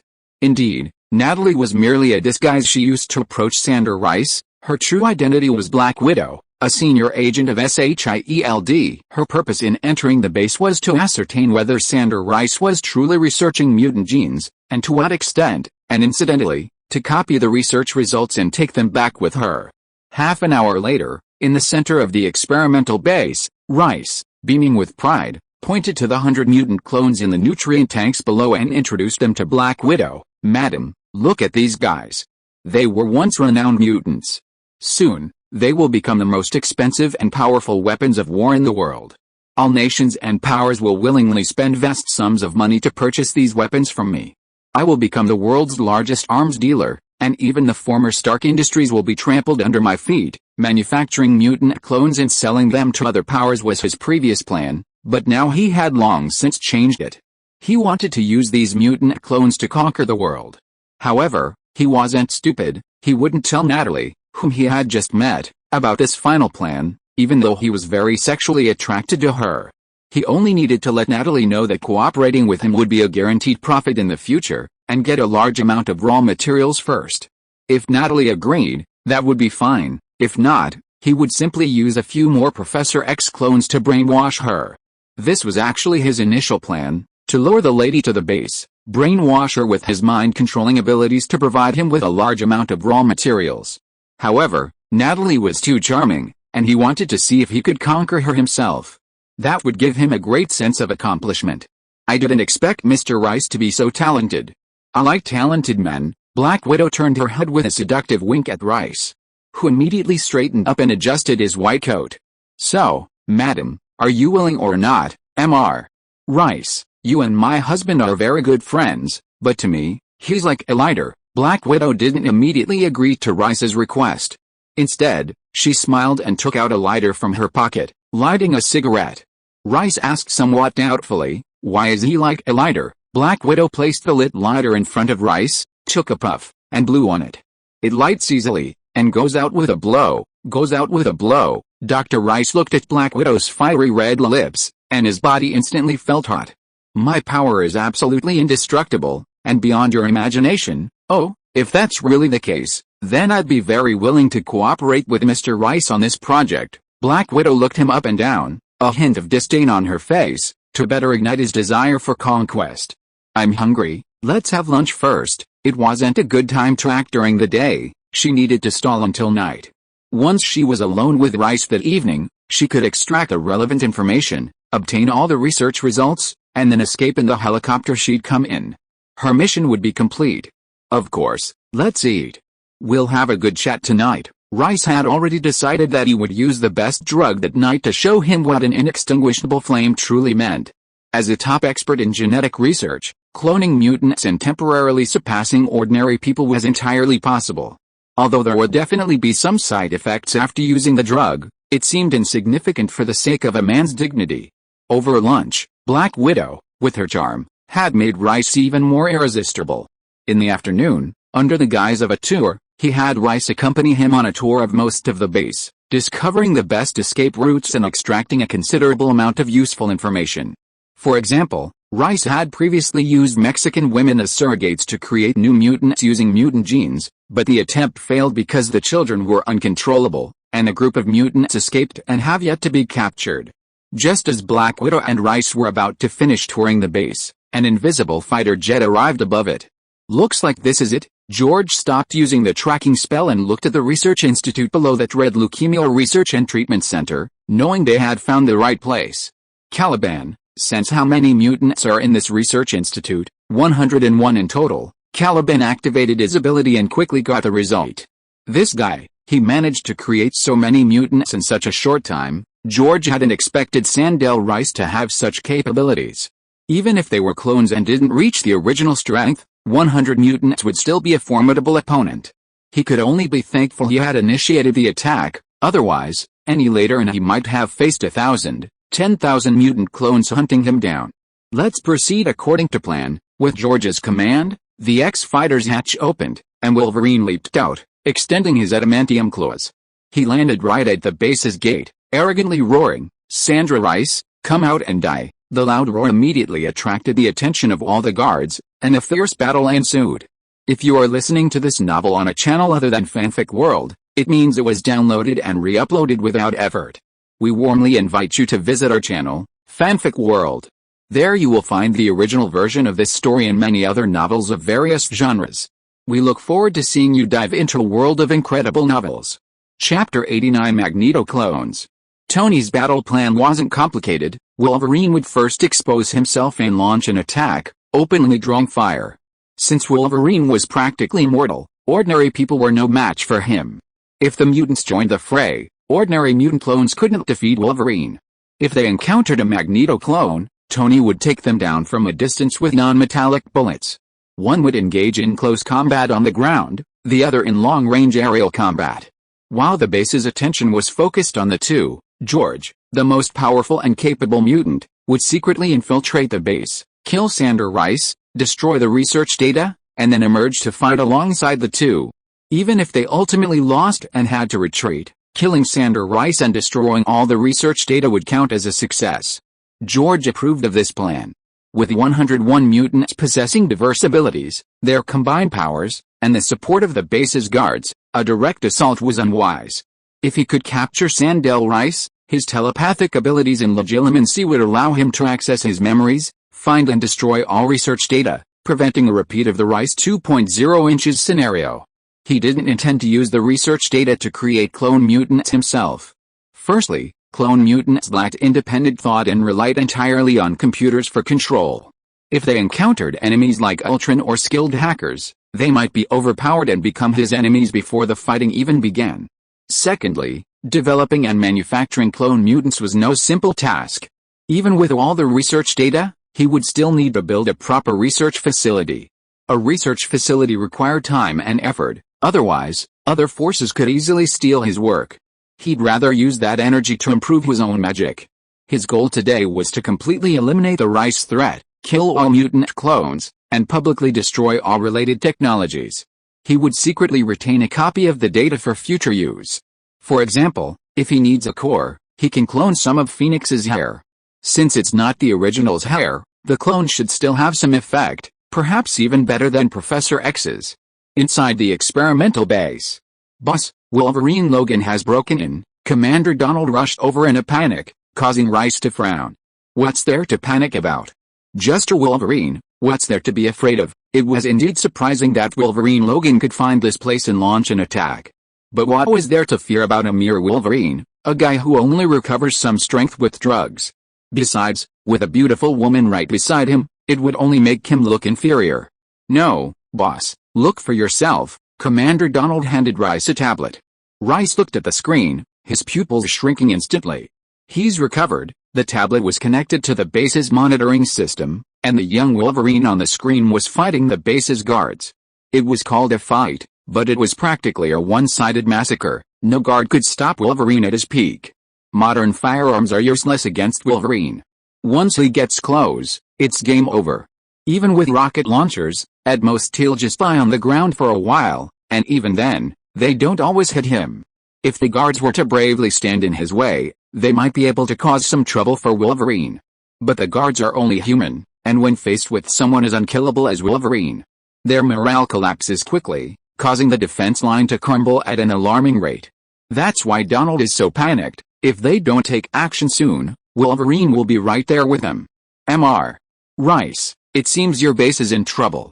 Will this involve me? Black Widow feigned fear, but in reality, she was thinking that since the base was under attack, perhaps she could seize the research data amidst the chaos, even before nightfall. Upon hearing this, Rice said confidently, "Madam, please rest assured, it's just Wolverine.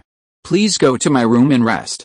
I'll deal with this small matter and then come to discuss the cooperation in detail, then I'll wait for you in my room." Black Widow stuck out her tongue and licked her lips before following the guard to Dr. Rice's room. After Black Widow left, Rice's expression immediately turned fierce. What a suicidal guy, actually offering himself up. "Today, I'll let you taste what it means to wish you were dead." He turned and strode to the mutant cloning incubation room, ordering the staff there, activate the Magneto clone. At Rice's command, 9 of the 100 incubation pods immediately opened. 9 identical young versions of Magneto emerged from the incubation pods and, following the computer's instructions, went to confront Wolverine. When selecting mutants to clone, he didn't just clone one of each mutant, but prioritized cloning the more powerful ones. For example, among the 100 mutant clones shown below, 10 are Black King, 10 are Professor X, 10 are Phoenix, and 10 are Magneto. The rest, such as Wolverine, Sabretooth, Scarlet Devil, White Queen, Colossus, Cyclops, and Storm, are represented by 2 or 3 each. Because these clones are far weaker than the originals, with the strongest barely reaching the level of a level 3 mutant, they need various abilities to coordinate to launch an attack. Magneto's clones only have a few hundred kilograms of magnetic control, but 9 Magneto clones attacking together would definitely immobilize Wolverine, leaving him defenseless. And indeed, as he predicted, the one-sided battle immediately reversed after the 9 Magneto clones arrived on the battlefield. The monitor on the tablet showed that the 9 Magneto clones simultaneously activated their magnetic force, pinning Wolverine directly against the wall. Then, steel bars were pulled out from the wall and inserted into Wolverine's body, firmly fixing him in place. As for why Rice was able to obtain the mutant genes of Black King and Red Devils, he has to thank General William Stryker, whom his father once served. After the First World War, Black King's body was taken by the CIA and then obtained by Bolivar Trask. Later, Trask hunted down Red Devils and other mutants to create Sentinels, thus acquiring the genes of most mutants. After the White House incident in 1973, Trask was sentenced to life imprisonment by the U.S. government for espionage. William Stryker, as a liaison officer of the U.S. Department of Defense stationed at Trask Industries, obtained all of Trask's mutant genetic data and began to form his own team to independently research mutant genes. Later, William Stryker was defeated by the X-Men, and he took all of his data to begin a mutant extermination plan to cultivate new mutants. Except for Apocalypse, who was directly turned into dust by Phoenix and thus did not have his genes, he had the genes of most of the named mutants in his database and could clone them. Chapter 91 Against Many. Shit, there really are clones of Eric. Wolverine, enduring the pain of steel bars piercing his body, shouted out the window, "Kid, why aren't you doing anything?" "Jacket Wolverine, don't worry, I'll save you right away." At that moment, high in the sky outside the window, a special gun barrel popped out from Iron Man's back. After Jarvis inside the mask locked onto the positions of the 9 Magneto clones, 9 non-metallic bullets were fired simultaneously. Perfect, the 9 bullets accurately hit the heads of the 9 Magneto clones, killing them instantly. Clones are clones after all. Perhaps combining them could indeed enhance the control of the magnetic force, but each of them was still only a mutant below level 3.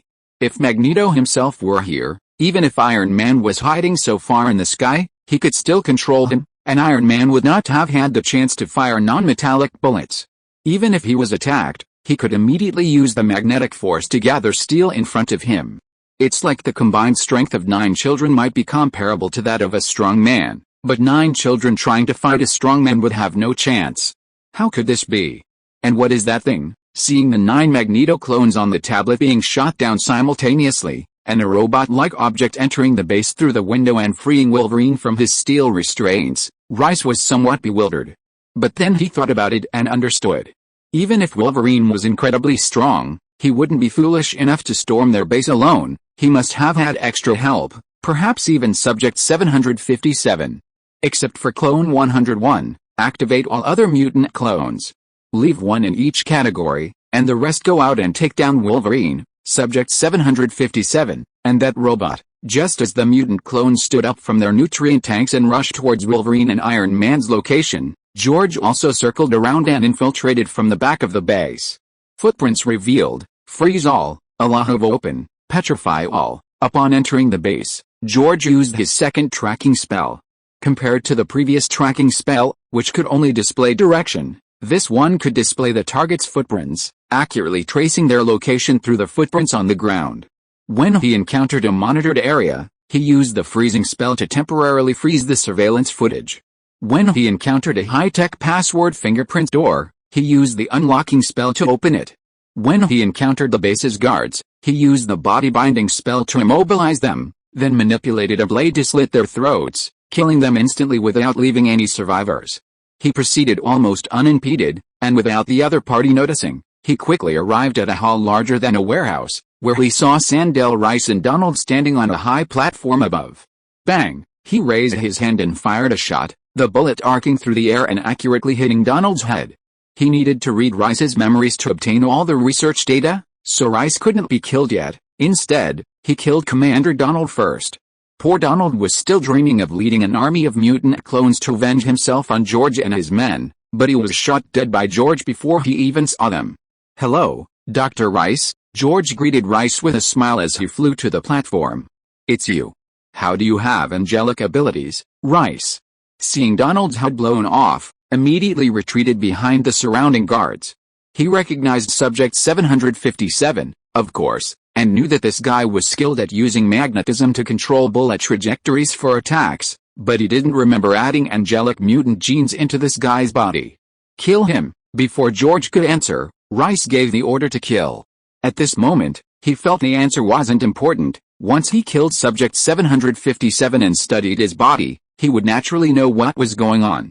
He always felt that Subject 757 was very strange. Recently, he had used Magneto and Professor X's genes to synthesize another mutant similar to Subject 757. But those test subjects were brainless, and their abilities weren't as powerful as those displayed by Entity 757. They were all eventually thrown into the incinerator. The guards surrounding Rice quickly drew their guns and attacked George, but George was faster. During the process of killing Donald and flying onto the rooftop, he had already controlled several sharp blades to circle behind the guards. The moment they drew their guns, the blades also attacked. Sizzle! Sizzle! Sizzle! Blood gushed from his neck, and the guards protecting Rice all fell to the ground, bleeding profusely. However, at that moment, 2 thin red beams shot from the lower right, aiming straight for George's head. His psychic abilities and cat-like reflexes allowed George to easily dodge the 2 red beams with a simple acrobatic maneuver. He then turned his head to look to the lower right. They're quite vigilant, they even left some behind. At this moment, a group of naked mutant clones stood to his lower right.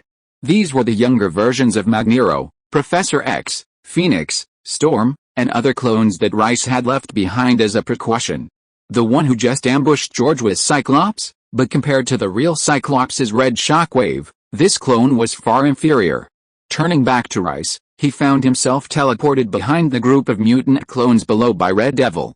Subject 757, you're just a level 2 mutant, a combination of Magneto and Professor X's genes. Most of these are close to level 3 mutants. Let's see how you die. After being rescued by Red Devil, Rice looked at the mutant clones he had created, and his earlier fear vanished. Then let's go. George remained calm. This situation was actually within his expectations. Tony's diversionary tactic was effective, but Rice wasn't stupid. He would inevitably leave some mutant clones behind to protect him. A battle was inevitable. However, he was confident in this fight. Rice's understanding of him was limited to level 2 magnetism and telepathy, while he was thoroughly familiar with the abilities of most mutants. Especially after Cyclops' attack, he realized that these mutant clones were indeed as weak as he had expected. Smokescreen. With a flick of his wrist, George cast a smoke spell, enveloping the entire hall in smoke. He fired a shot directly at Red Devil's location. He needed to take care of this teleporter first, to prevent Rice from being teleported away and having to search again, wasting time. Because they hadn't expected George to release smoke, the mutant clones didn't have time to react, and Red Devil fell to the ground. Chapter 91 Rice's last trump card. Winds, but Storm's clone quickly activated its power, blowing away all the smoke with wind. All the mutant clones capable of ranged attacks unleashed their abilities: Cyclops' lasers, Magneto's control of metal, Phoenix's telekinesis, Human of Fire's flames, Iceman's freezing, and so on. However, with George's physical abilities and reflexes, he easily dodged most of these attacks, simultaneously firing and killing several mutants. This situation didn't last long, as Professor X, Phoenix, and the White Queen clones joined forces to apply mind control to George. George possessed psychic abilities and had the added advantage of wizard blood, so he wasn't truly afraid of being controlled by the three clones. However, it wasn't without its effects. He could no longer concentrate and nimbly dodge attacks as before. Armor. Seeing the attacks coming again, George extended his left hand and cast the armor charm. A magical energy shield instantly appeared, blocking all the ranged attacks. The armor charm's defensive strength was quite impressive. However, when he prepared to fire again, he found his gun was becoming uncontrollable. Clearly, the Magneto clone had abandoned control of the metal weapon and was instead wrestling with him for magnetic control of the pistol. At this moment, other melee-type mutant clones, such as Wolverine, Sabretooth, Colossus, and Silhouette, rushed onto the platform, intending to fight him in close combat. Capture him alive. Rice, believing that Subject 757 had no chance of winning, immediately ordered the melee-type mutant clones. Originally, he wanted to kill Subject 757 and study his corpse to see what had happened, whether any other mutations had occurred, or if he had been injected with any other genes. But now, he discovered that Subject 757's superpowers were increasing, some beyond his imagination, so he wanted to capture him alive to see if he could extract any information before conducting experiments. If all the mutants he created in the future were as powerful as Subject 757, the speed of world domination would be even faster. It's an eyesore. George's lips twitched as he watched the naked mutant clones charging towards him. The female clones were fine, but the male clones' swaying motion as they ran was truly unbearable. He felt a mental impact was even more damaging than the mind control of Professor X and the other two below. While maintaining his iron manipulation charm to block ranged attacks and manipulating magnetism to contest control with Magneto, he freed his right hand and retrieved his alloy-spiked club from his pocket, which was enchanted with the unseen stretch charm. Transform. A magic circle appeared on George's body, which rapidly expanded, transforming him into a giant nearly 4 meters tall in the blink of an eye. He was using Chairman Makarov's giant magic. Although he couldn't yet reach hundreds of meters like Chairman Makarov, reaching a height of 3 or 4 meters wasn't too difficult. First one, George raised his spiked club and, like playing whack-a-mole, smashed the fastest Quicksilver clone to the ground, leaving it a bloody mess, utterly dead. Quicksilver's clone was incredibly fast, its movements barely visible as after images, but it was still several levels slower than the original. With his overall physical abilities enhanced, George successfully struck his opponent with his massive spiked club. The enhancement from giant magic was comprehensive. Not just in size, but also in strength, speed, defense, and reflexes. Furthermore, his body was already different from ordinary humans. His wizarding bloodline granted him superhuman resilience and regenerative abilities. Mutants typically possessed superior physical attributes, and the magical cat's reaction speed and dynamic abilities were exceptional. With these three factors combined, amplified by giant magic, he was undoubtedly a top-tier fighter even in close combat. If you were to create clones in the future, these advantages would be amplified further with the added physical attributes of his clones. After killing the Quicksilver clone, George didn't stop with his spike club. He immediately swept it across, sending the remaining clones flying. He lacked any fighting skills and was inept at using various weapons. His strength and speed were his main strengths. He chose the Spiked Club because it was easy to use and had decent destructive power. Those mutant clones he swept away would have been instantly killed if they were ordinary people. However, even though these mutant clones possessed healing abilities and could transform into hardened forms and beast forms, they were still not as strong as the originals and couldn't immediately get up. Even those like the Silo clones, who focused on attack and had weak defense, were instantly killed. Instead of pressing his advantage, George used his wings magic again, sprouting wings from his back and flying towards the mutant clones still attacking from a distance, despite the Iron Mantle's defense. He landed and began smashing them. The first to be hit was the Magneto clone, who was vying with George for control of the magnetic force. Because the magnetism was suppressed by George, it couldn't affect the Alloy Spike Club, and its head was smashed into its stomach. Without the Magneto clones blocking his way, George regained control of the magnetic force. Several sharp blades immediately flew from his sleeves and joined the slaughter. The mutants responsible for ranged attacks were quickly reduced in number, and the power of their ranged attacks was greatly diminished. He simply abandoned the Iron Man charm defense and launched a full-scale attack. Magic, melee, and superpowers were all used simultaneously. Even when the melee mutant clones rushed back to support him, they were all suppressed by him. He used full-body binding charms and stun charms to control his body, and used spiked clubs and blades to kill. Occasionally, weakened laser shots like those from Cyclops would hide him, but they were blocked by the powerful defenses he had gained in his giant form. Seeing that the number of mutant clones was dwindling, Rice panicked. He ordered the mutant clone guarding him, "You go help too." Then he quickly ran towards the incubation chamber control room, where his last trump card, clone number 101, was still. He had only cloned one, intending to destroy it, but now it had become his lifeline. Seeing Rice about to escape, George used his spiked club to sweep away the more troublesome Wolverine and Sabretooth clones with their healing abilities, then raised his hand and cast a full-body binding spell at Rice. Petrify them all, a beam of blue magical light shot out, but was blocked by an unfamiliar mutant clone. Crucially, after blocking George's binding spell, the mutant wasn't immobilized. Instead, it grinned and charged at George. George instinctively swung his spiked club. But when it struck the mutant, it seemed to absorb all its kinetic energy, causing no damage. Instead, an equally strong force rebounded from the club, almost causing him to drop it. A clone of Sebastian Shaw? George raised an eyebrow, immediately understanding. Disorientation. The next second, the disorientation spell activated, the Black King clone's eyes becoming dazed and unable to use its abilities, allowing a sharp blade to slit its throat instantly, killing it instantly.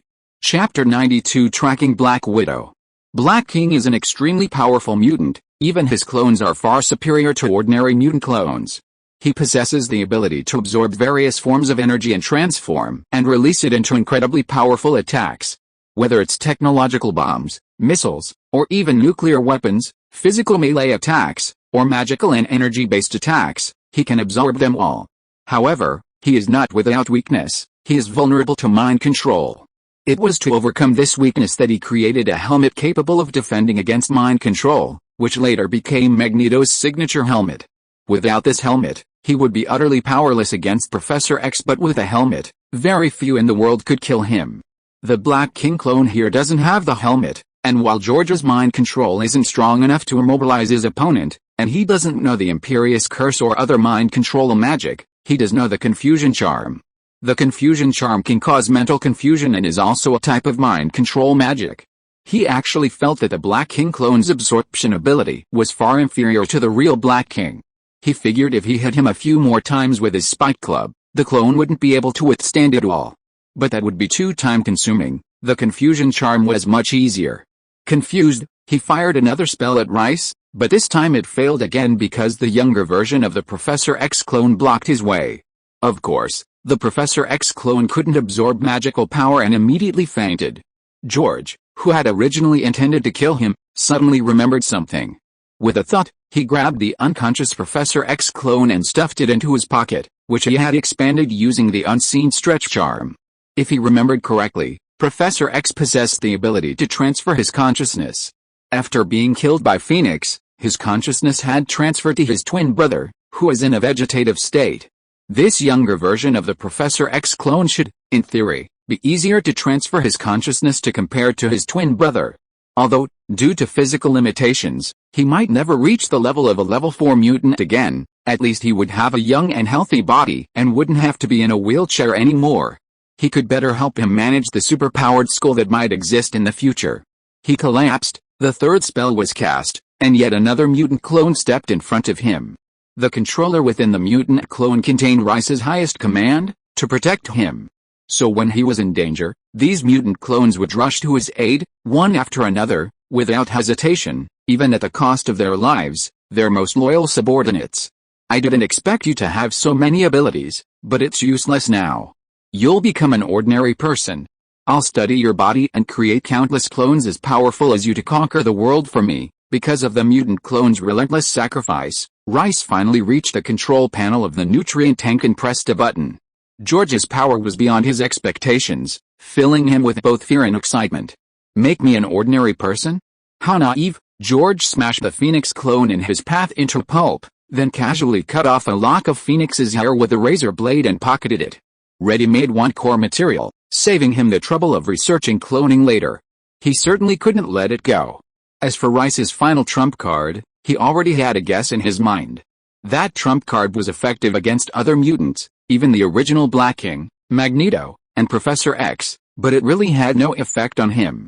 Sure enough, as Rice pressed the button, a special nutrient pod slowly rose in the middle of the hall. As the nutrient pod opened, a bald little boy appeared before his eyes. With the appearance of the little boy, George felt his magnetic field control and psychic abilities disappear simultaneously. A clone of the mutant leech, this boy was none other than the mutant who possessed the ability to suppress other mutants. He himself had no offensive power, but as long as he was around, the abilities of all mutants would be suppressed, even those at levels 4 or 5, making him a veritable nemesis of mutants. Of course, he was also known as the antidote for mutants, since not all mutants like their awakened superpowers. Subject 757, I admit your strength, but right now, you're just an ordinary person. Seeing that a small team of guards had already arrived at the entrance of the hall, Rice felt confident again. However, George simply swung his alloy mace at the newly appeared guards, instantly killing most of them. If it worked for me, shouldn't I be back to my normal size by now? Idiot, I never use only mutant superpowers, so naturally I'm unaffected. George pulled out his alloy longsword, unleashing a barrage of magic that froze the remaining guards and mutant clones in place. Then, he picked up the alloy mace and killed them all, arriving before Rice, who was paralyzed with fear on the ground. Subject 757, we can actually cooperate to conquer this world. You know nothing about this world. George interrupted Rice's grandiose plan, dispelling the giant spell and putting the ring back on. Legitimacy, with these mutant clones, you think you can conquer the world? Let Iron Man study this. Maybe he could even use Jarvis to hack into your control system and take control of these mutant clones. MRS. Natalie, could this be Black Widow? After a moment, George, having read Rice's memories, fell into deep thought. The Mrs. Natalie in Rice's memories made it hard not to think of Black Widow, the super spy from SHIELD. It seems SHIELD has also discovered Rice's research on mutant genes.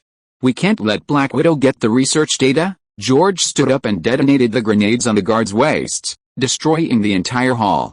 He then rushed towards the archives where Rice stored the research data. If Mrs. Natalie was indeed Black Widow, she would definitely be taking advantage of the chaos to steal the research data. Once the mutant cloning technology fell into Black Widow's hands, it would also fall into SHIELD's hands, and into Hydra's hands, something Rice couldn't possibly handle. She's not here. Did she fail, or has she already succeeded? George didn't rush to find Mrs. Natalie.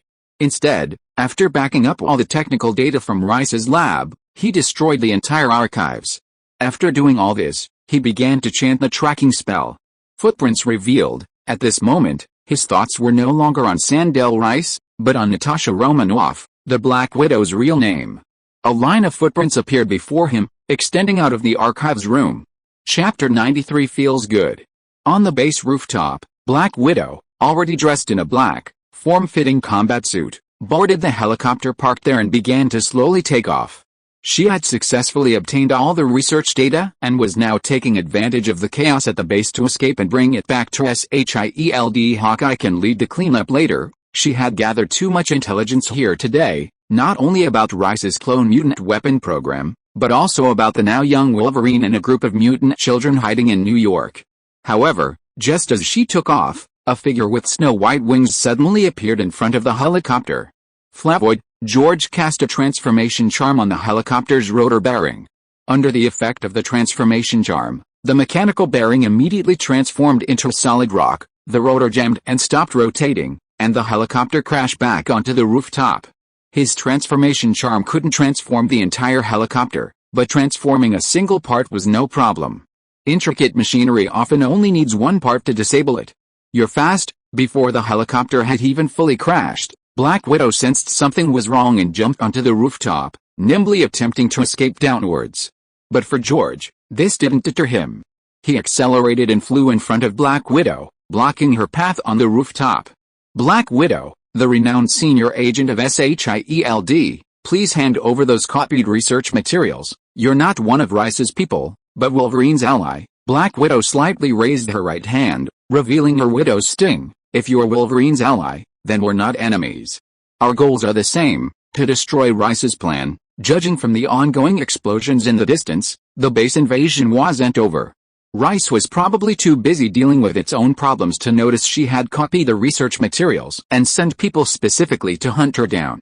Crucially, even if they had, they couldn't possibly know her details so clearly.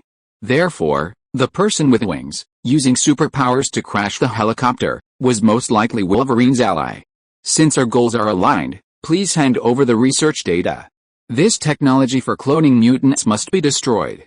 Otherwise, even if we deal with Rice this time, there will be others next time. George smiled and extended his hand. Black Widow shook her head. I can't decide that. My mission is to bring this data to the director, who'll decide whether to destroy it.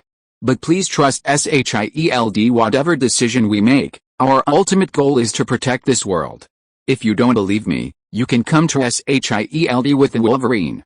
I believe the director will give you a satisfactory answer. Looks like you're unwilling to hand it over, then I'll have to do it myself. George didn't bother with any more words and cast a stun spell. Stun, however, Black Widow was no ordinary soldier. She had rich combat experience, and her body had been modified during her training in the Red Room, making her far superior to ordinary agents in every aspect. The moment she saw George raise his hand, she tactically dodged, avoiding the magical beam aimed at her, and fired a miniature stun gun with a voltage of up to 30,000 volts from her Widow's sting. Quick reaction, but useless. Seeing Black Widow dodge his magic and launch a counterattack, George's lips curled into a slight smile. He activated his superpower, directly controlling the incoming miniature stun gun to shoot back. Since the miniature stun gun contained metal, it would inevitably be controlled by his magnetic force. Black Widow, not expecting her attack to be deflected, immediately paled and used her incredible flexibility to bend over, trying to dodge the rebounding miniature stun gun. Unfortunately, this miniature stun gun wasn't just a simple deflection, it was completely controlled by George's ability. Just as the miniature stun gun was about to fly past, it suddenly plummeted in a completely physics-defying manner, quickly striking Black Widow's chest. A burst of 30,000 volts of high voltage erupted from the miniature stun gun, and Black Widow immediately convulsed on the ground from the electric shock. I told you to hand it over, but you wouldn't listen. Now you're suffering the consequences. George approached the temporarily immobilized Black Widow, shaking his head with a smile, and began to grope around. He quickly found a miniature USB drive in a hidden pocket inside her body beneath her chest. Nice figure, nice feel, he chuckled, then crushed the USB drive to pieces right in front of Black Widow. He then pointed at Black Widow, who was struggling to control her convulsions and try to get up. Erase all memories, memory alteration. Yes, he was going to erase and alter Black Widow's memories, just like he had with Kelson. He knew that forgetting spells and memory alteration spells weren't without flaws. For ordinary people, there might not be any problems, but agents were rigorously trained and possessed extremely meticulous thinking. If they went back and thought about it carefully, they would find many inconsistencies, thus doubting their own experiences and memories. But this wasn't important to George. As long as there were no problems in the short term, it was fine. Even if Kelson and Black Widow recovered their memories using SHIELD methods later, it wouldn't have much of an impact on him. After eliminating the threat of Rice, He would enter another period of seclusion to study and improve his magical abilities, rarely venturing out. Shield's only lead in finding him was Tony Stark. Even if Tony paid attention to Nick Fury, he himself didn't know the exact location of George and his group in New York, only that they were in New York. George hadn't told Tony they were hiding at the mutant school. Using a stunning charm, he knocked Black Widow unconscious and quickly flew towards the battlefield where Tony and his group were. The mutant clones wouldn't stop fighting because of Rice's death, just as X-24 wouldn't stop chasing Twilight Sparkle after Rice's death. They had controllers within them that could be used, but if the controller died, they would continue fighting according to previous orders until death. Therefore, Tony and Wolverine were still fighting a large number of mutant clones. George, come quick. He can't hold on. George had just arrived at the battlefield when he heard Tony's loud cries for help. Looking around, he was surprised and said, how could this be? He had thought that with Tony and Wolverine's strength, one a melee fighter and the other a ranged attacker, even if they couldn't defeat the clones, they shouldn't be in such a sorry state. Wolverine was being suppressed and had virtually no chance to fight back, while Tony's suit on one arm was completely destroyed, and his overall suit was in pieces. He had clearly been badly injured. Chapter 94 Sigma George. What's going on with you guys? George threw Black Widow to the ground and used a few stun spells to take down the mutant clones attacking Tony. Tony wasn't like Wolverine. Wolverine was practically immortal. Even when suppressed, he wouldn't die. But Tony relied entirely on his Iron Man suit. If the suit was destroyed, he was just an ordinary person and would actually die. You'll have to ask Jacket Wolf. He can't bring himself to kill his former comrades, especially that woman, Tony said, panting, pointing at the Phoenix clones in front of him. It turned out that Wolverine could go all out against Black King, White Queen, and Red Devil, even against Sabretooth and his own clones, but he couldn't bring himself to kill the X-Men clones. Especially against the 9 Phoenix clones. Iron Man, don't call me Jacket Wolf. I can't bring myself to kill my former comrades, but you can't bring yourself to kill any woman. At this moment, Wolverine also struggled to break free from Phoenix's grasp and retreated to George and Tony's side. Tony straightened his suit and replied matter-of-factly, I prefer fighting them in bed, not beating them to pulp here. That's too ungentlemanly, serves you right for getting beaten up like this. George rolled his eyes. We can't waste any more time. With this commotion, the police will be here soon. Restore to original. With a wave of his hand, he cast a restoration spell, restoring the tattered Iron Man suit to its original state. Ignoring Tony, who was almost questioning his existence, he began to redistribute the combat tasks. You guys handle the non-X-Men and male mutant clones. The rest are mine. In his eyes, there were only enemies and allies, no distinction between men and women. Gentlemanly manners were something he only used with his own people. As a Sigma man, even if the enemy was a woman, he would fight with all his might to kill her as a sign of respect. Transform. The giant spell activated, and George transformed back into a nearly 4-meter-tall giant. Grabbing his spike club, he leaped to the vicinity of the Phoenix group, smashing most of them to pieces with a single spinning windmill attack. Immediately following, a barrage of spells, stun, bind, confusion, were unleashed, combined with magnetically controlled blades, swiftly wiping out the mutant clones like a harvester. In just a few minutes, Phoenix, Storm, Mystique, Shadowcat, and the White Queen, along with numerous other female mutant clones, were all reduced to fragments by George. Insane. Watching George's battle, Tony and Wolverine were stunned. On one hand, they found George's ruthlessness in attacking so many beautiful women insane. On the other hand, they found his strength even more insane. Previously, they had mostly witnessed George's arc shape-shooting and various magic-like tricks. This was the first time they had seen him fight with such full force. With all the female mutant clones defeated by George, Tony and Logan, free from their previous reservations, unleashed their true power. With his suit repaired, Tony unleashed a small homing missile capable of easily destroying a tank. The powerful explosion was too much for the clone Black King to absorb, killing them instantly. Logan, completely disregarding defense, launched a full-scale attack. His sharp adamantium claws were unstoppable. Clones are, after all, clones. The strongest barely reach the threshold of level 3. Unless their numbers reach thousands or tens of thousands, they aren't really a significant threat. Is this beauty also a mutant clone? After eliminating all the mutant clones, Tony walked over to the unconscious Black Widow, a hint of amazement on his face. He'd seen many stunning beauties, but those with Black Widow's looks and figure were rare. She's Black Widow, an agent of SHIELD. Ignore her, the police are here, we need to get out of here. Hearing the approaching sirens of police cars, George quickly grabbed the corpses of mutant clones and threw them all into the burning research facility building behind them. He then used a cleansing charm to remove all traces of blood. This was to prevent anyone from using the mutant clones' genes for further experiments. After finishing, he returned to his normal size, spread his wings, and, carrying Wolverine and Iron Man, returned directly to the X-Force that had been hidden in the air. Not long after George and his companions left, a large number of Mexican police arrived in patrol cars at the entrance of the burning research facility building. "Excuse me, Mom, you're under arrest. We suspect you're involved in the murders and arson at the leukemia research facility. Please cooperate with our investigation." Upon waking, Black Widow, hearing the Mexican policeman's words and looking at the handcuffs on her wrists, looked somewhat bewildered. Then, a memory surfaced in her mind. In her memory, she successfully infiltrated a research institute as Mrs. Natalie, was discovered while stealing data, and then fought with the institute's guards. To escape, she set the institute on fire, but was unexpectedly knocked unconscious by the explosion. The memory was so vivid, but her exceptional logical thinking made her notice a host of inconsistencies. Get rid of these cops first. She subtly attracted the police's attention with her impressive cleavage, easily taking one down with an elbow strike, unlocking the handcuffs with a key from the officer's pocket, kicking open the car door, and jumping into the police car behind. The next step was to steal a car and escape, then contact headquarters to report the situation. Meanwhile, George and the others returned to Tony's mansion in Malibu in an X-Force, taking Tony back. After the battle, Tony's suit was low on battery and couldn't fly back on its own. After returning Tony, George and the others went back to the mutant school, where he immediately found the elderly Professor X and gave him a brief account of the operation. Then he pulled the younger version of Professor X's clone from his pocket.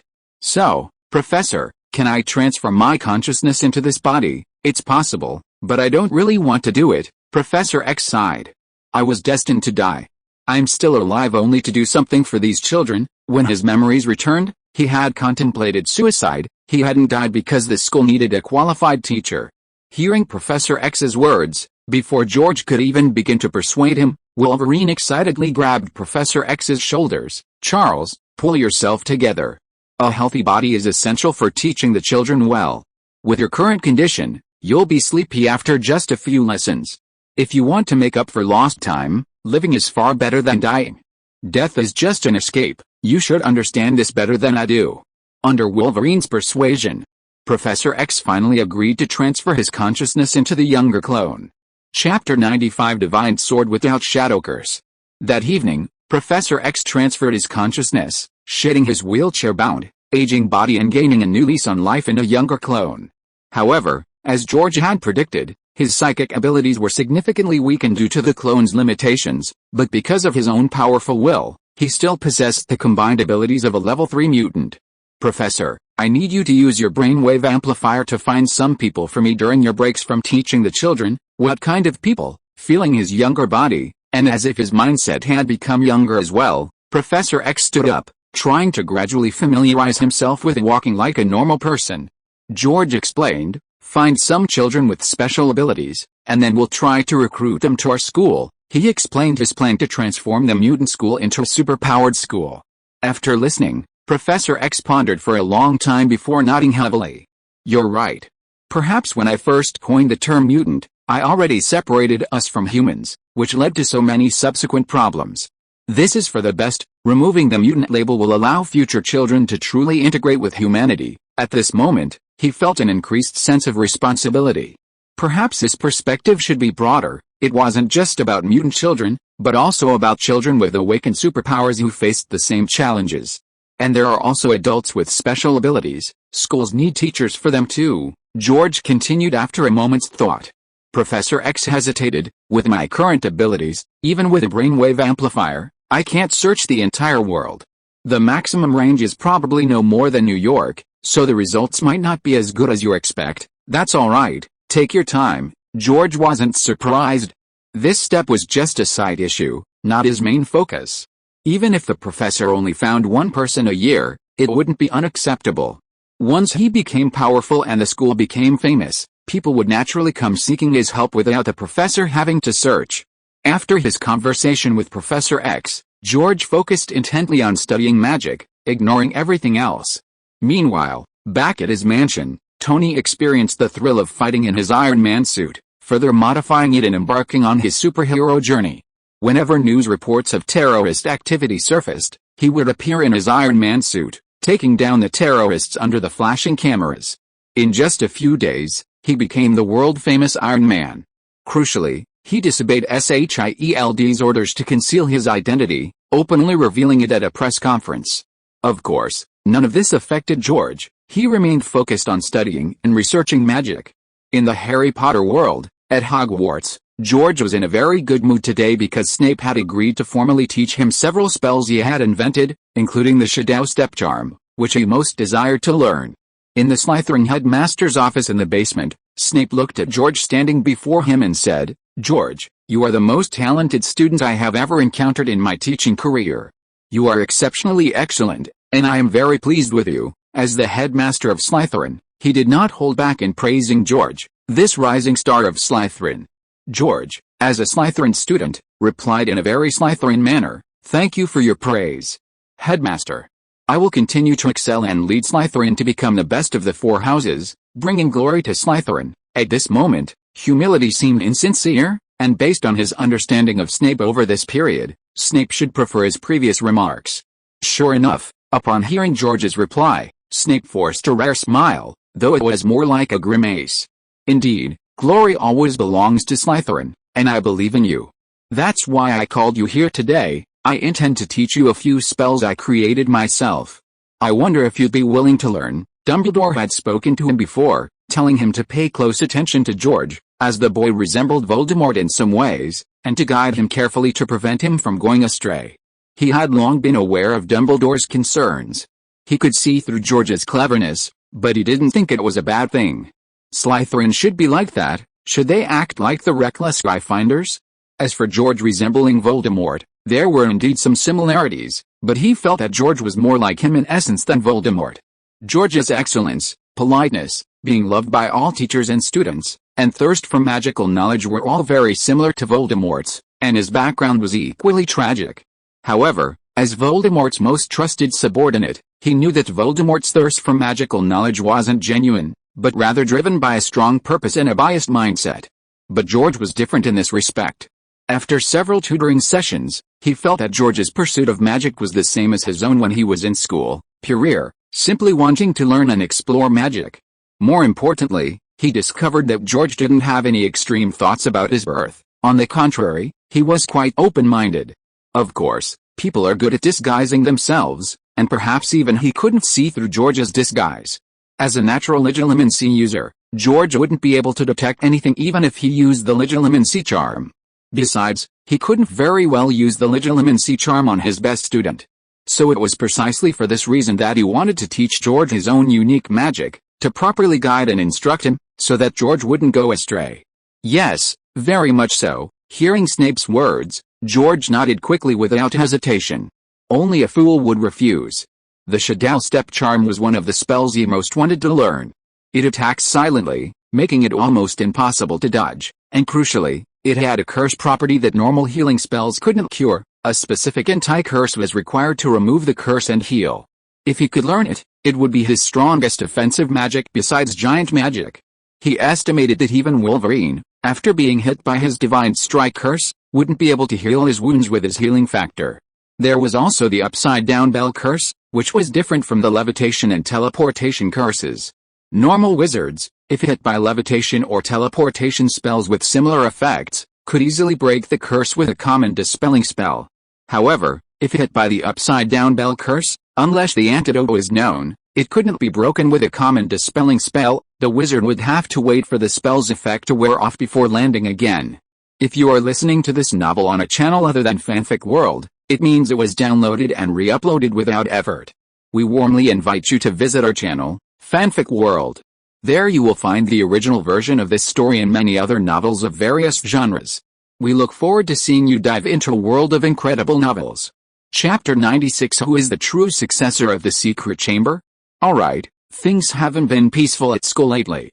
I hope that after you learn these spells, you can use them to protect yourself and your Slytherin classmates. Snape's expression was serious, but George was somewhat puzzled. We Slytherins are all. He stopped mid-sentence, then smiled and said, I know, I will protect my classmates and friends. Slytherins are either pure blood or half-blood, so opening the Chamber of Secrets shouldn't pose a danger to Slytherin wizards.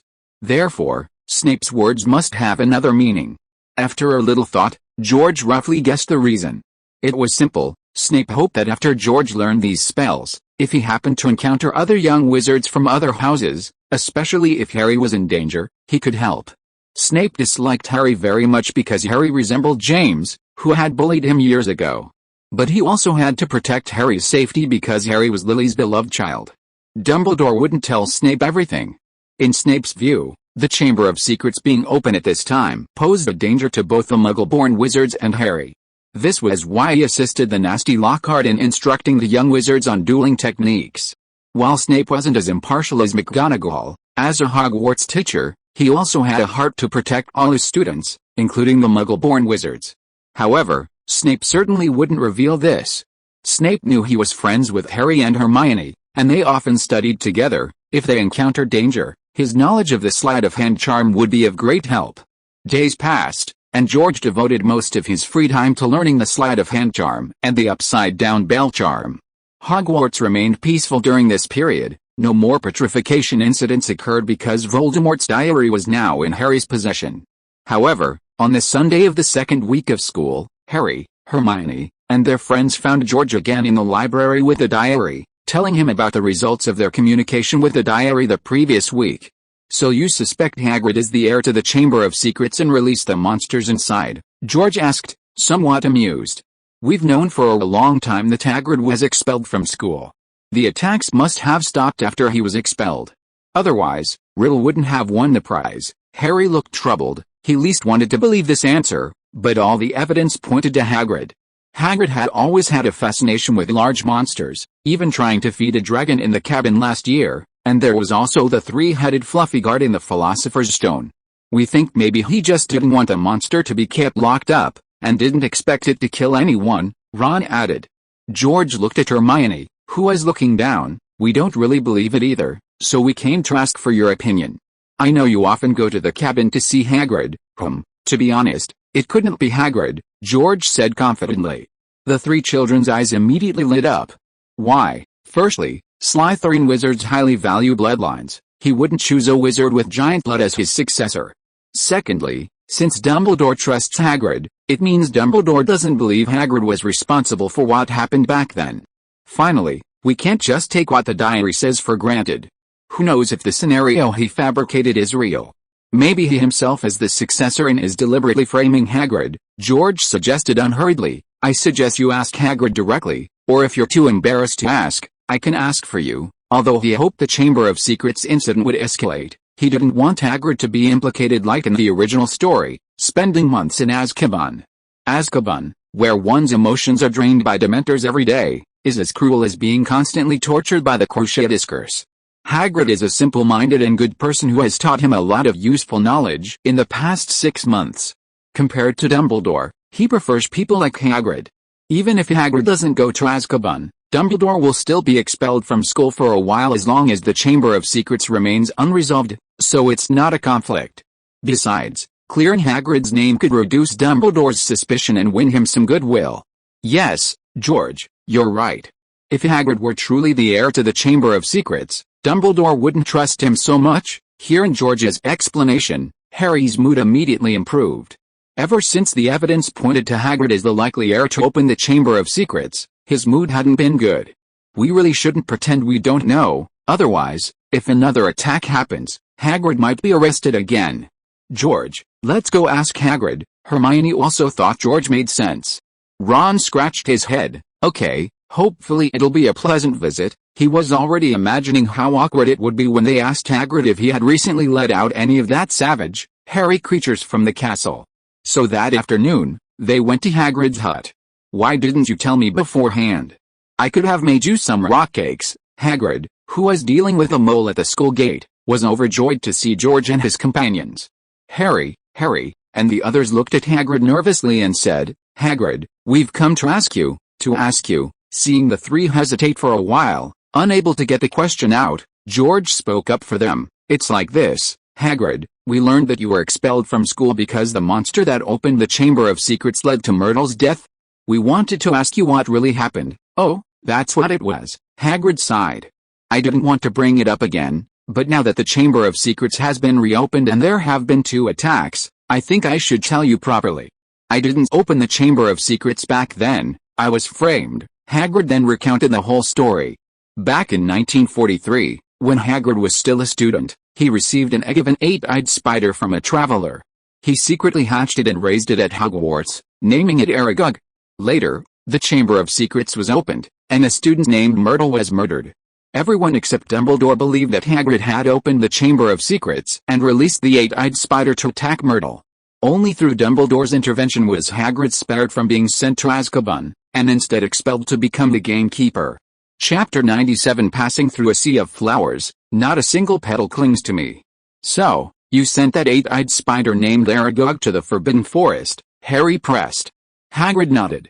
"Yes, and I even found him a wife in the Forbidden Forest named Mossig. They now have hundreds of offspring. As far as I know, magical creatures like 8-eyed spiders don't have the ability to petrify people," George added.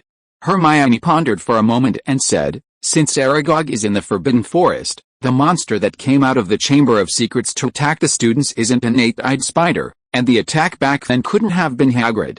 Unfortunately, apart from us, I doubt anyone else will believe this. To outsiders, the 8-eyed spider in the Forbidden Forest might not be the one Hagrid released from the Chamber of Secrets. There's no evidence to prove it." After leaving Hagrid's hut and confirming that Hagrid wasn't heir to the Chamber of Secrets, the 3 of them were noticeably more excited. "Since Hagrid is innocent, can we try to help him?" Harry suddenly suggested on the way back to the castle. Hermione seemed to share a similar thought. "If we can find a way to lure out the monster and prove it's not the 8-eyed spider, we can clear up the misunderstanding from back then and restore Hagrid's innocence, but the monster hasn't appeared lately." "Could it be over already?" Ron asked worriedly. Hearing the new topic of their discussion, George couldn't help but sigh inwardly. "You guys are something else. Which student in school isn't afraid of encountering the monster in the Chamber of Secrets? And you 3 are actually thinking about how to lure it out." Actually, while George admired their recklessness, he had similar thoughts. However, he wasn't reckless, he had his own considerations. He knew the monster in the Chamber of Secrets was a basilisk, and he also knew the basilisk had a fatal weakness. The basilisk was the most terrifying magical creature hatched by ancient wizards from eggs placed inside toads using dark magic. Not only did it possess deadly fangs and a massive body, but its eyes also possessed a terrifying magic that could kill anyone it glared at, even turning those who reflected light to stone. However, this powerful magical creature also has a natural enemy, roosters. The basilisk is rendered powerless by a rooster's crow, and might even be scared to death on the spot. That's why Voldemort manipulated Ginny to secretly kill all of Hagrid's roosters beforehand. George's return to Diagon Alley this Christmas, besides learning wand making, also involved secretly buying several roosters and keeping them in a box he made with the unseen stretch charm. His purpose was to use them against a basilisk if he was in mortal danger. Of course, if he only wanted to exonerate Hagrid, he didn't need to actually kill the basilisk. Simply letting everyone know the monster in the Chamber of Secrets was a basilisk was enough. And he wouldn't use the roosters unless absolutely necessary, as neither the unseen stretch charm box nor the pre-raised roosters could be easily explained. But that's a story for later. The diary is still in Harry's hands, and the basilisk won't reappear until Ginny discovers it and retrieves it. That's still some time. Right now, his most important task is to learn the vanishing spell. Time flies, and soon it's February 14th, Valentine's Day. Upon arriving at the Great Hall that morning, he noticed the decorations had changed. Large, dazzling pink flowers covered the walls, and heart-shaped confetti drifted down from the light blue ceiling. It looks quite nice. No wonder witches love it so much. Seeing the little witches entering the Great Hall with hearts in their eyes, George couldn't help but admire Lockhart's romantic gestures. He also remarked that most women, whether ordinary or wizarding, could resist such romantic scenes. In contrast, some of the wizards didn't look so pleased. Harry and Ron, Upon entering the Great Hall and seeing Lockhart in his bright pink robes, looked disgusted, as if they were about to vomit.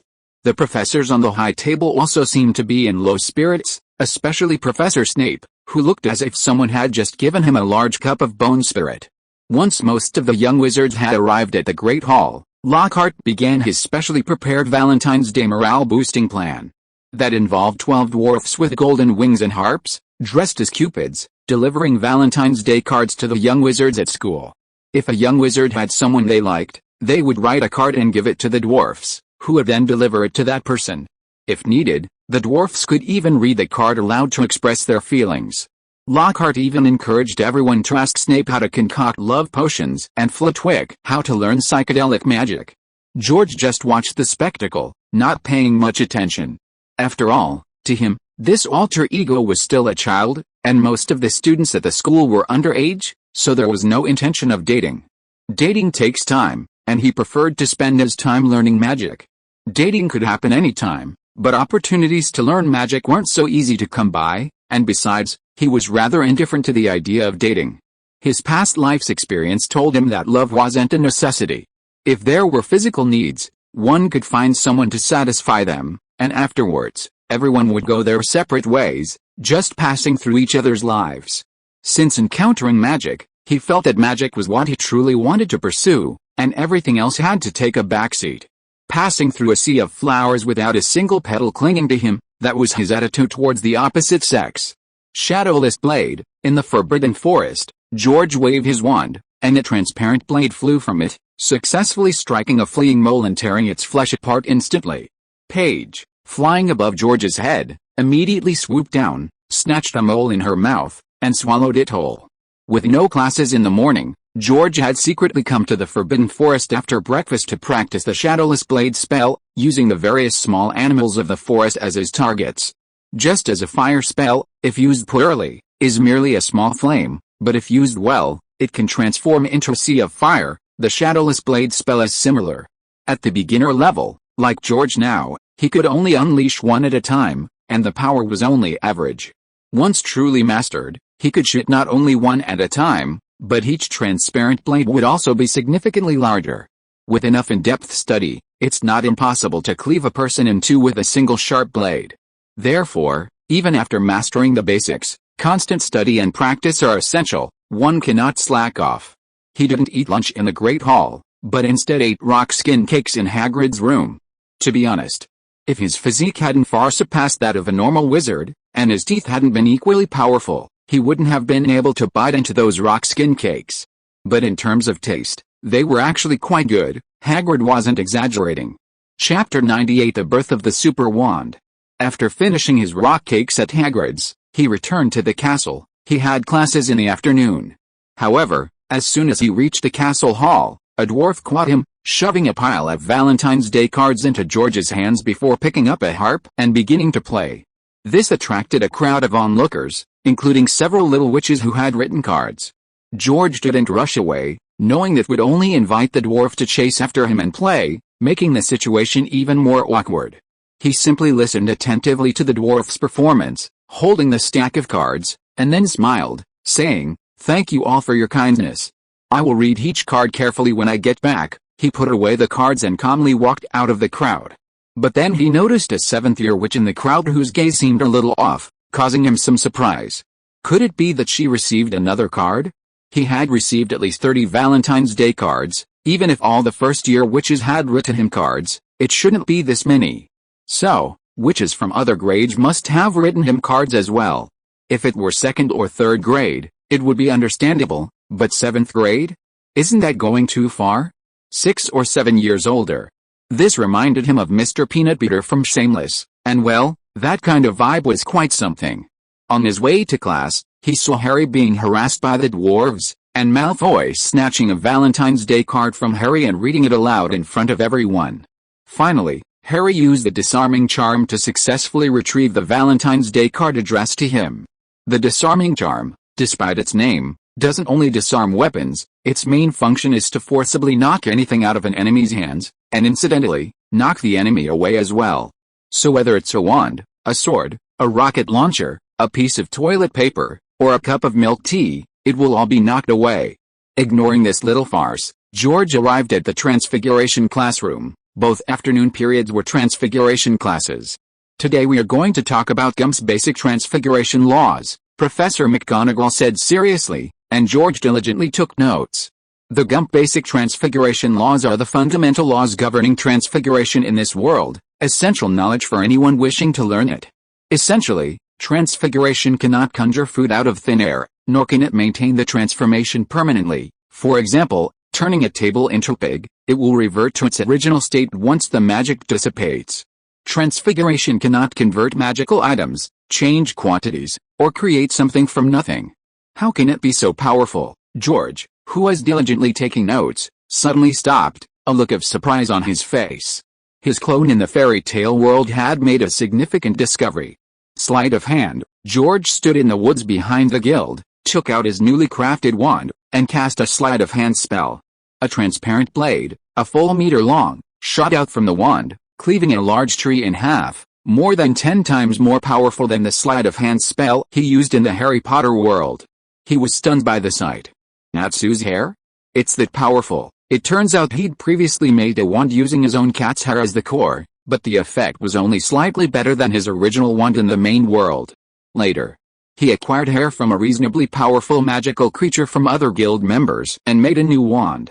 This time, the wand was significantly better, even better than his wand in the Harry Potter world. Then, in the last 2 days, after Natsu, Lucy, and Happy finally finished their book-finding quest and returned to the guild, he secretly plucked a hair from Natsu's hair to make a third wand. The result was the scene just now. The new wand's enhancement increased his magical power by more than 10 times, it was practically a super wand. He felt that even the old ones from the Harry Potter world probably wouldn't have such an effect. All 3 wands used the same materials he bought from the magic shop, the difference lay in the core. Natsu's hair was clearly far superior to the previous magical creatures. Could it be that dragon slayers really have a physique close to that of dragons? But even if they are dragons, this effect is just too good. Looking at the new wand in his hand, George couldn't help but sigh again.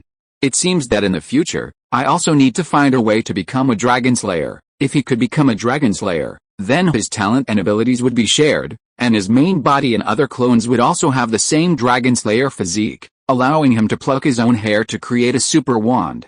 Even if there are new worlds and new clones in the future, he wouldn't have to worry about the wand issue. Crucially, because he often stayed at the guild and didn't have to do missions, he had heard a lot of useful information, including how to become a dragon slayer.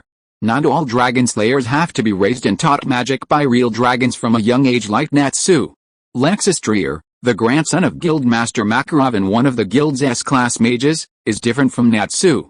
According to Mira Jane, Lexus was sickly from a young age, and his father implanted a Thunder Dragon Slayer crystal into his body, making him a powerful Thunder Dragon Slayer mage. Therefore, if he could find a Dragon Slayer crystal made from a dragon's heart and implant it, he too could become a Dragon Slayer mage, or rather, a Dragon Slayer cat. After all, his body in this world is that of a cat. The only problem is that Dragon Slayer crystals are extremely rare, they're practically priceless treasures, and you can't find one without a lot of luck. For a cat like him, who spends all his time in the guild, it's even less likely he'd encounter one. So, to find a Dragon Slayer crystal, he'll have to make time to go out and search. Forget it, I'll think about it later. I should find a better staff when I have time. Dragon Slayer crystals are hard to come by, but a better staff is something he can look for. Right now, he clearly feels that the staff of his super wand isn't good enough for the core. If he finds a better staff, the wand's power might even increase. Blazing flames, wielding his wand, George tested his second spell. The fire charm, which had previously only produced flames for starting fires, now erupted as a massive pillar of fire. He then tested dozens more spells, discovering that the wand seemed to enhance fire, curses, and dark magic more effectively than other spells. For example, curse-type dark magic like the Divine Slash and Fire Charm saw a 12-fold increase in power, while spells like the Unseen Stretch and Repair Charms only saw a 9-fold increase. Natsu, being a fire-type dragon slayer, understood the extra boost to fire magic, but the high boost to curses and dark magic was strange. However, thinking about it, it didn't seem that important, it wouldn't harm him anyway. Author's note on the launch of Chapter 99. Just received the notification that the book will be available for purchase tomorrow at noon. This is my 7th book, so I won't say much more or try to sound pitiful. I'll just talk about the massive update rush upon release. There will be 5 chapters released tomorrow, and I'm begging for a first-day subscription. First-day subscriptions are crucial for recommendations after the book's release, so I hope all my dear readers can at least support me with a first-day subscription. I'm begging you. I'm begging you. Currently, there are 2,000 active readers. If the first-day subscription exceeds 1,500, I promise to maintain 5 more chapters for every 100 more first-day subscriptions, with no upper limit. As long as there are many first-day subscriptions, I will continue to update even if it means staying up all night to fulfill my promise. I will also add chapters if there are any donations, but that's not mandatory. After the massive update rush, I will try my best to maintain 3 chapters per day. That's roughly it. Finally, once again, first-day subscription, I'm begging for a first-day subscription tomorrow. I wish all my dear readers a happy, healthy, prosperous, and fulfilling year. Chapter 100 The Fairy Queen appears. Restored to its original state, in the guild hall, George waved his wand, and the damage caused by the recent brawl between the guild's mages was instantly repaired. George, your magic is getting better and better, Mira Jane, wiping glasses at the bar, praised him. She remembered that when George first arrived, he had to cast more than a dozen spells to repair the hall, but now he was sitting at the bar and had done it with a wave of his hand. It's mainly because the guild master taught me well. By the way, where's the guild master today? George took a sip from a beer mug almost as tall as himself. His repair spells had indeed improved considerably recently, but not this dramatically. The main reason for this effect was the super wand made with Natsu's hair as its core. Mira Jane smiled and replied, "The guild master? He went to the routine meeting." "The routine meeting? Looks like he'll be back in a few days. I was planning to ask him some questions about light magic today." George showed a hint of regret. He was familiar with the routine meetings. They were meetings where the presidents of all the legitimate mage guilds in the kingdom gathered regularly to discuss the policies of the Magic Council. The Kingdom of Fiore was a permanently neutral country with a population of 17 million in this world, and its highest leadership was divided into 2 parts. The first part was the Fiore royal family, responsible for maintaining order among the general populace, and the second part was the Magic Council, responsible for maintaining order in the magical world. The Magic Council's upper echelon consisted of 1 speaker and 9 members, whose main tasks included monitoring the actions of various mage guilds, punishing guilds that violated regulations, and pursuing dark guilds. They held regular council meetings at the council headquarters, and also during emergencies, to discuss recent important developments in the magical world and decide on course of action. These policies were then communicated to the presidents of the various mage guilds, who would then gather to discuss how to implement them. These meetings typically lasted at least 3 to 5 days. Something terrible has happened.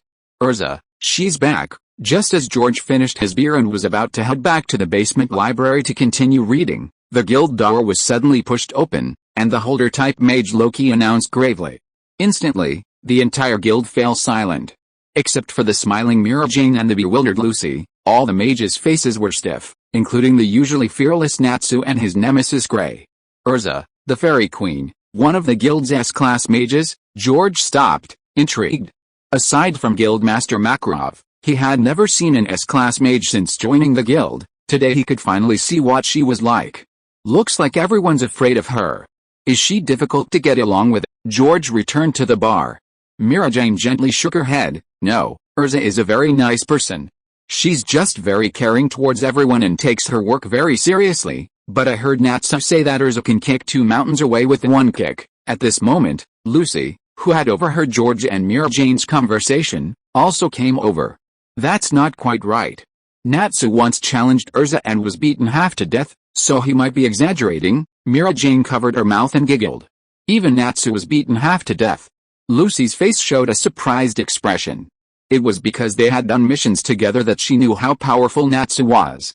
Uncle Markeo, who was skilled in purple flame fire magic, also gossiped. Once, Gray was wandering around the guild naked and Urza saw him and beat him half to death, and when Loki joined the guild and tried to pursue Urza, he was also beaten half to death. Kana put down her wine barrel and added gloatingly. George stared at the guild gate, his interest in the Fairy Queen growing ever stronger. I heard Urza uses a transformation magic system. Natsu, Gray, and Loki were currently considered the strongest mages below S rank in Fairy Tail, but they seemed no match for Urza. And Urza's transformation magic, as far as he knew, wasn't actually that powerful. He'd encountered similar mages before joining Fairy Tail. It's transformation magic, but not ordinary transformation magic, it's transformation night magic. She can summon not only magical weapons but also magical armor. Even without the magical armor, Urza's strength is far beyond that of ordinary transformation magic mages. She passed the S-rank mage exam at 15. Mira Jane smiled at George, saying, "Magic itself isn't strong or weak, but mages are. Find the magic that suits you best, and with hard work, you can definitely become a powerful mage." Lucy and the others nearby seemed encouraged by Mira Jane's words, but George remained unconvinced. That's true. A powerful mage can defeat a weaker mage with a strong magical essence, even using the simplest magic. However, among equally powerful mages, the one with the stronger magic will prevail. For example, Natsu with the same magical power, one using fire-based Dragon Slayer magic and the other using ordinary fire-based magic, are simply no match. Ordinary fire magic has no advantage against fire-based Dragon Slayer magic. Natsu could even swallow all the ordinary fire magic in one gulp to enhance his own. Mira Jane said this to encourage everyone, especially mages like George, whom she considered to lack offensive power. But George is a very rational and realistic person. He has great ambitions, and given the time, he won't just focus on one or two types of magic, he'll learn all kinds of magic, including lost magic, super magic, and celestial magic. His philosophy is simple: as a mage, the more magic one masters, the closer one gets to the true essence of magic. Look at Guildmaster Makarov. Besides being proficient in giant magic and light magic, he also knows quite a bit of fire and ice magic. And because he's not from one world, but from multiple worlds, and may even have other worlds in the future, he's even more suited to versatile magical development path. Thump. Thump. Thump. Heavy footsteps echoed outside the guild, as if a giant was slowly approaching. The mages in the hall all swallowed hard. Soon, a beautiful mage with long red hair, wearing silver armor on her upper body, a blue skirt, and black boots, appeared at the guild entrance. However, this female mage didn't appear empty-handed. She was supporting herself with an enormous horn in one hand. George estimated that the horn weighed at least 2 tons, equivalent to lifting a Hummer with one hand in modern terms. End of this chapter. Thank you so much for reading until the end. Don't forget to give it a like. Looking for more exclusive content and immediate access? Subscribe to our Patreon. Remember, every like, subscription or donation encourages us to continue. Thank you all. See you in the next video.